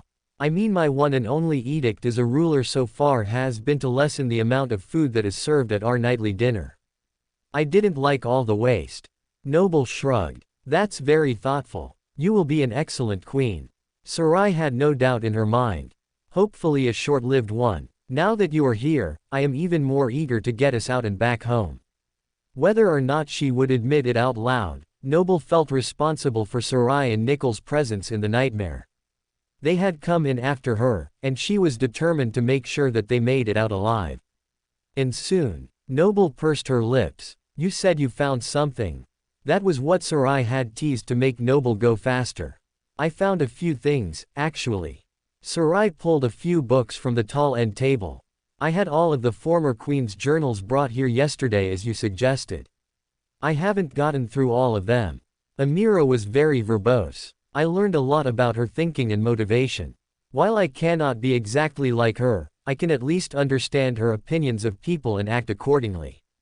That's good. Noble wished she had similar records for Brenna. How much easier would it have been if she had a cheat sheet and known the rules? As you said, Council and Amira did not get along. She blames him for the death of her brother. But she also blames her brother for trusting him. And also blames you for quite a bit of things as well. Sarai thumbed through one of the books in front of her and found a passage. Here. If Brenna would stop bothering to protect that snake and just do what I say, it would solve all our problems. But she has the gall to be self-righteous. That traitor feeds her lies about her importance in Crestfall. What kind of fool? Noble skimmed the rest of the page. I am uncertain if this is before or after you arrived in the nightmare, but there is much more of that across everything I read. She thought about Brenna often, just not very positively. Sarai explained. Not the happiest family dynamic. So I noticed. Noble had received plenty of criticism from Brenna's aunt during her weeks in the nightmare. Even without counsel in the situation, it would have been a strained relationship at best. Oh, did you find anything about whether she ever seriously considered my battle plan or if it was all just a plan to manipulate me? I didn't see anything about that, but I do not have her most recent journal among these. All the ones I have seen are completed. The redhead stood and sorted through the other books. That was when Noble realized just how many there were. Some were piled on the bed while others were in stacks behind the couches. How had Amira had time to write so much? Well, she did have 100-year reign. I did notice that everyone she mistrusted either mysteriously disappeared or died. The only one she didn't manage to kill was Council, and that is only because she was rigid when it came to laws and traditions of the kingdom. She resents that Brenna weaponized that against her. Sarai wasn't sure how to feel about Brenna's decision. That explains why she got so angry at Lord Gavin. He was calling her out on breaking her own moral code. Noble tapped her chin. Lord Gavin, I have seen his name. Amira thought of him as a necessary evil. You say he stood up to the queen. Sarai continued to search for what she wanted as she listened. Gavin pointed out that Amira had skipped my affirmation speech and then demanded she step down. The new queen shuddered. For his trouble, he was set on fire from the inside out. She what? Sarai dropped the book in her hand as her mouth fell open. I can only set myself on fire. How in the world did she manage to light him aflame? Her power was truly extraordinary, but she was also a master, or more. Noble couldn't in good conscience rule out that Amira might have been more than ascended. The former queen had too many secrets. You don't have an ascendant's power, do you? That would be very convenient. Sarai shut her eyes for a second, searching her soul sea.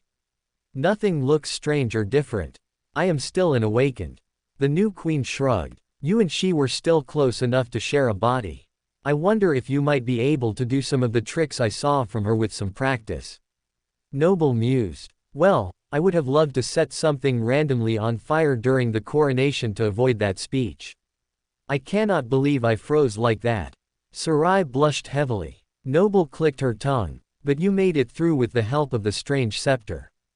I knew it could amplify voices, but I did not realize it could amplify thoughts. The blush drained from Sarai's cheeks as she grew deathly pale. Those weren't my thoughts. As far as I know, the scepter only projected the few words I actually managed to speak. I assumed you were doing something. It wasn't me. Noble froze. If it wasn't us or the scepter, then who? Just then, a menacing laughter filled the room. The entire suite was echoed with maniacal laughter. It was deep, unhinged, and utterly terrifying. When it finally finished, Noble clapped slowly. Welcome back. From one of the many hidden entrances, Nickel entered with a smirk. Come on, admit that it scared you at least a little. It would have if I had not sensed you coming. Noble winked. I was concerned, Sarai said sheepishly. Wait, does that mean you were the one who spoke in my place at the coronation? Who else? Nickel answered, sending the woman's own voice boomeranging back to her ears. He coughed lightly and resumed his normal rich timbre. Lamest ability, I know. Basically a ventriloquist. You can mimic anyone's voice. Noble had no idea that Nick had that capability.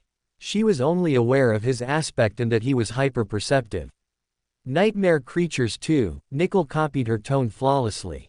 Maybe as a master, I'll finally get a combat ability. I like you just the way you are, Sarai shot back quickly.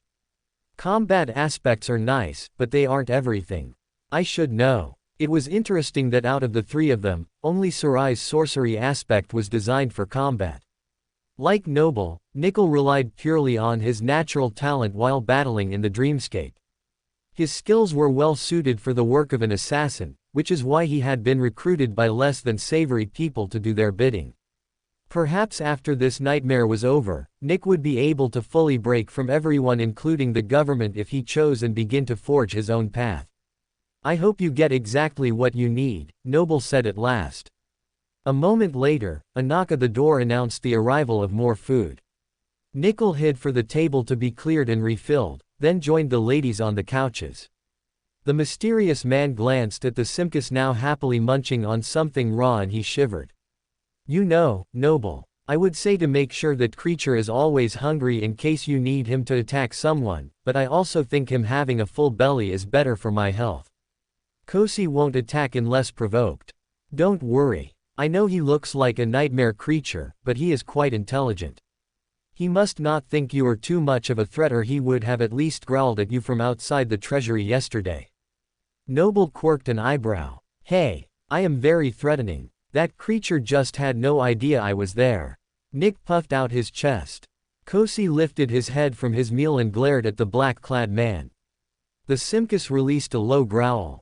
Noble did not need a translator to know that Nick was on shaky ground. The man seemed to know it too. Fine fine. Nickel held up his hands in surrender. Kosi knew I was there and let me pass. But that counsel of yours was worse than clueless. First of all, I don't like the way you said he was my counsel. If anything, he belonged to Brenna. And secondly, it's a miracle that he didn't find you. You were making more noise than the palace orchestra. Then you went and threw a coin right at his head. It was like you were trying to get him to find you. I was. Or at least I wanted him to be suspicious. Nickel casually passed Sarai the pastry she desired. Noble froze with a bite of food halfway to her mouth. You were trying to be found.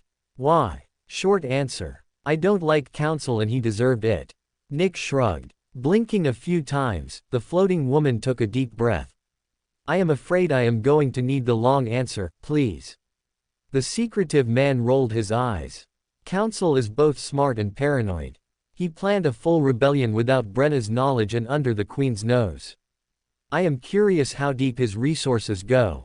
If he thinks I am after him and wants to track me without the use of palace resources, can he? As your ally, it is worth knowing how much power he has in the kingdom. So you are baiting him.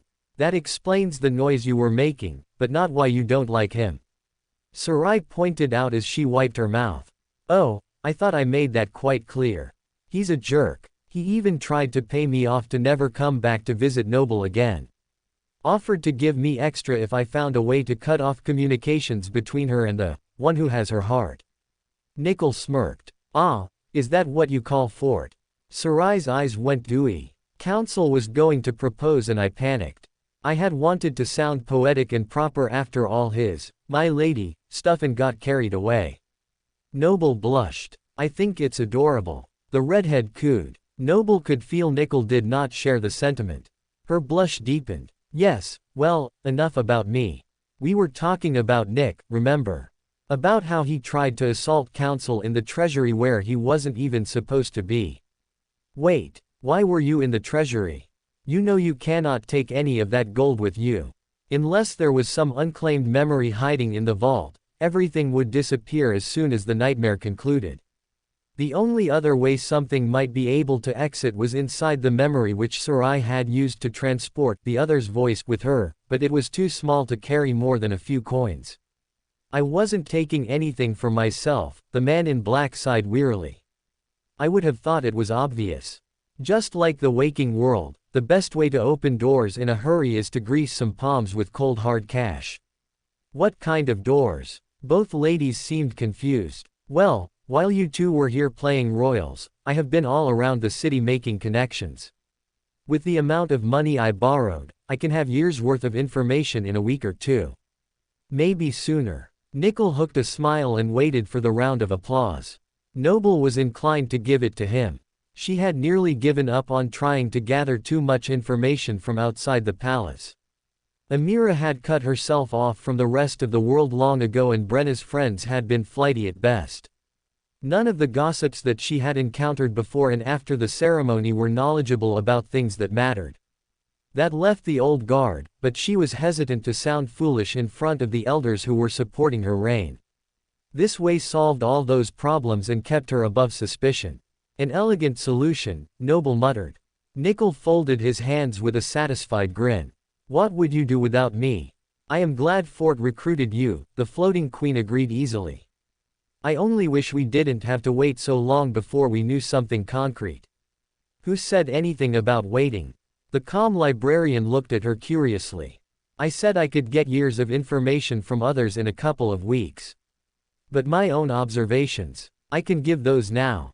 Nickel chuckled softly. Don't look so surprised. The ladies exchanged glances. Sorry, Noble snapped her mouth shut.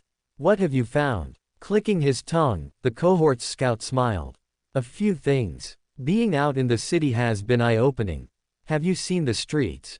The new queen pursed her lips. Amira had me under house arrest. I only saw them when I arrived, when I saw the tyrant, and that time I chased you, well Derek. And that last one was at night. The only other peeks Noble had gotten were from her window, which was partially blocked by the courtyard wall. His curiosity sated, Nickel shared his thoughts. The architecture here is strikingly similar to that of Ravenheart's citadel. Obviously, we are not close enough to the mountains for us to be there, but I think we must be close. How close? Sarai was suddenly very interested. Her geography knowledge was more extensive than Noble's. I'm not sure, but close enough to have the same stone for some of their structures. I cannot imagine that they would travel too far for a quarry. I noticed the glass in the front is similar to a shard I found in Ender's Deep. Perhaps this is between the two. Or I suppose it could be in the other direction. Travel to Ravenheart from Noble's citadel was perilous but could be done. She could not imagine going much farther just to move rocks. Sarai hummed softly. There are 3 known ruined cities close to Ravenheart, and surely others that have been lost to time. If we can get a look at a map, maybe I can narrow it down.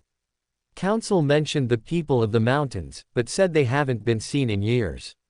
Maybe there is a map from that time period in the library, Noble suggested.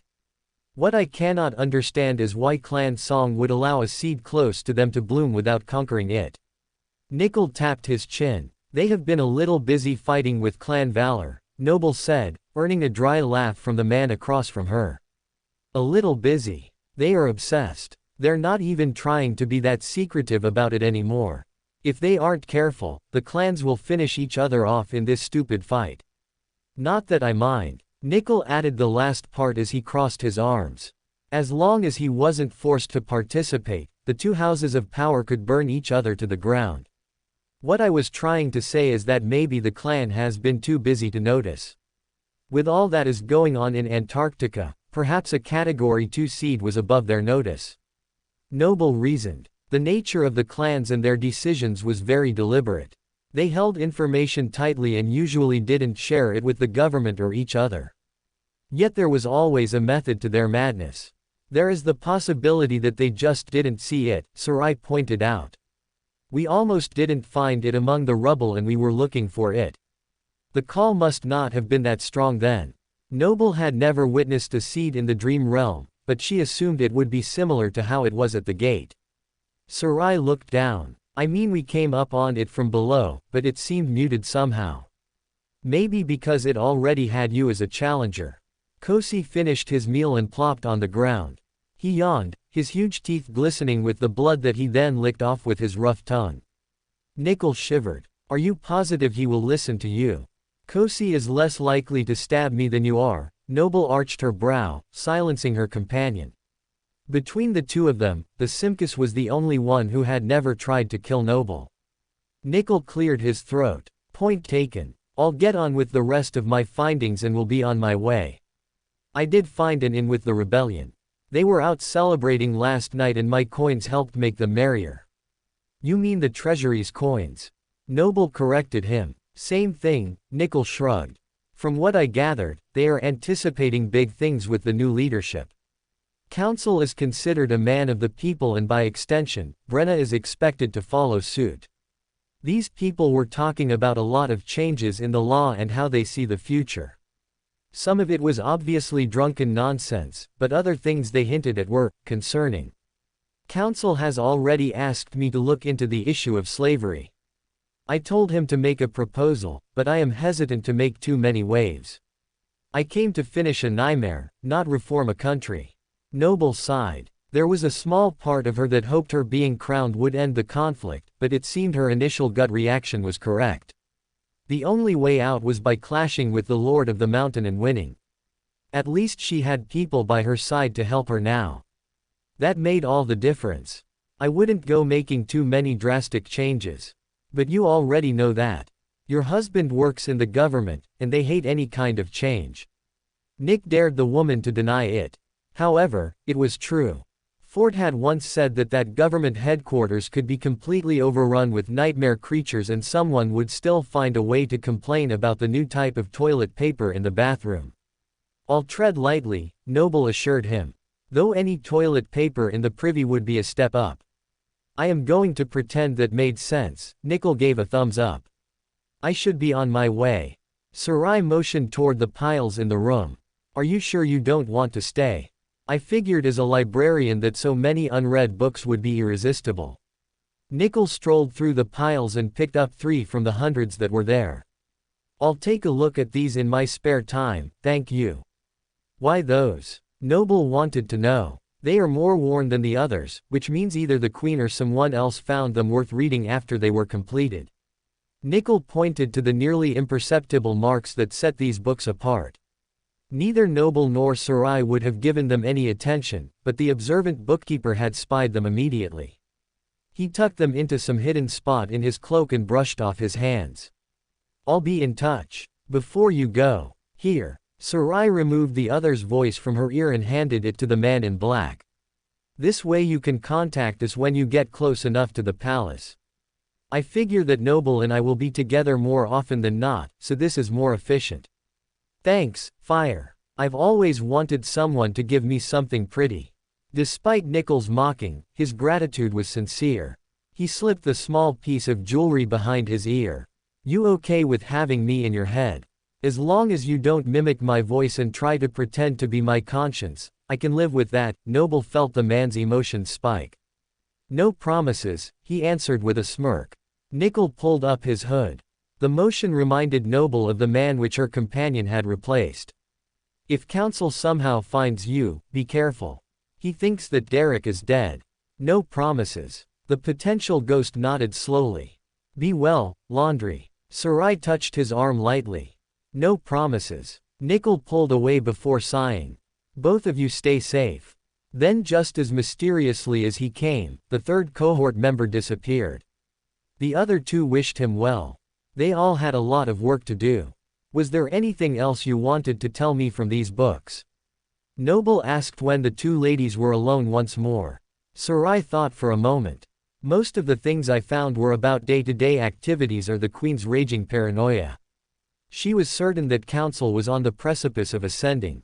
That was one of the reasons that she has been keeping him from the battlefield. She didn't want him to give him access to power. Noble thought about the day that Council had gone out to fight. He had claimed it was his pride that had made him go. Perhaps it was more complicated than that. He had slain the creature the size of a hill.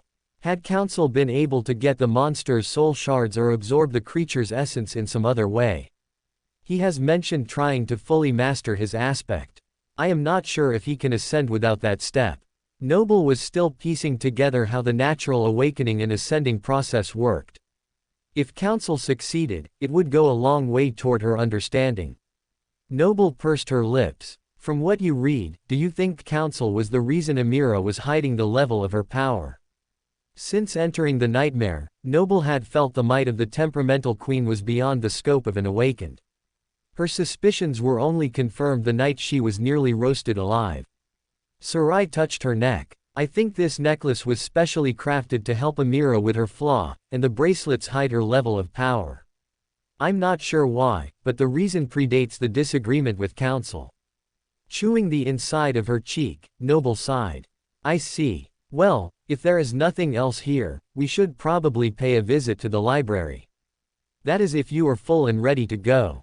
Sarai nodded, smoothing out her gown. I am ready. Though I do wish Amira had a broader array of colors in her wardrobe. Everything is a similar shade of green. Sarai knew the red hair looked stunning against the emerald, but surely there could be at least a little variety. It was the royal color, but I think that the fabric was specially designed to withstand her heat. Even when she destroyed the Great Hall and melted stone, her dress remained intact. Noble nodded. Normal clothes would have burned away, leaving a very awkward situation for the queen. Perhaps I need to take a sample back home to be examined. Sarai called forth a sharp knife and trimmed a small strip from the hem. Then she summoned the small box that had been used to transport half of the other's voice and slipped the strip inside. Oh. Noble pulled a ribbon hidden around her neck with a small piece of jewelry attached to it. Can you put my wedding ring in there too? I am afraid it won't make it out of the nightmare otherwise. Noble wanted to have Fort close to her, but the thought of leaving the token of his love behind was more than she could bear. It was much safer in Sarai's soul sea. Of course. Sarai slipped the ring into the box before dismissing it. She gave Noble an encouraging smile. I look forward to returning it to you on the other side. Me too. With that settled, the two ladies went into the hall accompanied by their golden-haired protector. Reaching the library, they were met by a very enthusiastic head librarian. Droon bowed low. Your Majesty, Your Grace, to what do we owe the honor? As the new ruler, I was hoping to do a little research. Noble smiled warmly. Were the things I sent to the royal suite insufficient? Droon furrowed his brow. Not at all. My aunt just had more to show me. The new queen dipped her head graciously. Ah, I see. I am sure there is a lot of information that needs to be passed on. It is good you are here so that I can grant you entry. If you will follow me. Droon walked slowly forward, unsure of the appropriate speed to lead two royals. He no longer needed to be concerned with angering Amira, but the man had no way to know that. He led the pair through the next couple of rooms into the hidden entrance of the royal library. Pressing his hand to the stone, the wall unsealed and gave way beneath the man's touch. What was once a seamless end of the library became an entrance to a vast area of countless books and secrets. Thank you, Droon. If you would. Noble took a step forward and was abruptly blocked by the nervous bookkeeper. I have to let you in. One moment. Droon passed through the entrance and touched the inside wall firmly. Come in. Noble passed through while Sarai waited. She felt the air around her tickle her skin as if trying to memorize her form. When she finished passing through the doorway, the sensation ceased and the librarian let go of the wall. It should recognize you now so that you may open it yourself. To enter, press the wall outside and it will open. If you close it, do the same right here. I appreciate the instruction. I am curious though, what would have happened if you hadn't done whatever it is you just did? Noble looked at the runes on the wall. It might have let you in because you have royal blood. But it wouldn't have been pleasant. If you were anyone else, well, I advise that you don't bring guests without permitting them to enter unless you want them to end up dead. The librarian shivered as if he had seen this in action. Had Amira been cruel enough to let someone die in such a way, or was it a thief who met his end unexpectedly? Sarai paused in the doorway, the color draining from her face. She both was and wasn't the former queen. Would it notice the change in soul? The protective runes did not react to her presence as she continued. Sarai relaxed, and Noble sent off a quick message. Nickel, I don't know if you are still within range to hear me, but don't go into the private royal library. It seems there are runes protecting it, and it won't go well for you. Challenge accepted, came the reply. Noble's eyes opened wide. What? No. Hey, you're too easy, Noble. I was kidding, kind of. These runes, are they the same as the ones around the city? These look like the same runes that are around the city, Noble commented aloud. Droon smiled wide. Very perceptive. They are similar but not identical. That is because the same runemaster is responsible for both. Same creator but not identical. Noble passed the message on to her absent cohort member. I'll pass on the break and then. But memorize it if you can and I'll take a look later. Nickel's voice faded from her head. Will that be all? The head librarian lowered his head with his hands pressed together. Yes, wait, no. Noble stuttered. I had one final request. I want to know the location of the book I borrowed from here before. You had a book from here. The man furrowed his brow. You mean the one that accidentally made it into your pile that one time? That one would be good as well, but it wasn't what I meant. There is no need to pretend. I am not upset that you told my aunt about what I took. I just want to take another look at it. Noble sent a happy feeling toward the man to set him at ease, but her nudge was met with only confusion. Sarai nodded toward the servant. We promise you are not in any trouble. Droon frowned. I don't know what to say, but I had no idea that anything was taken from the royal library until this moment. For more thrilling fanfiction stories like this, check out my channel Fanfic Audiobook. Dive into epic adventures, mysterious realms, and legendary journeys brought to life through immersive storytelling. Don't forget to like, share, and subscribe for more amazing audiobooks.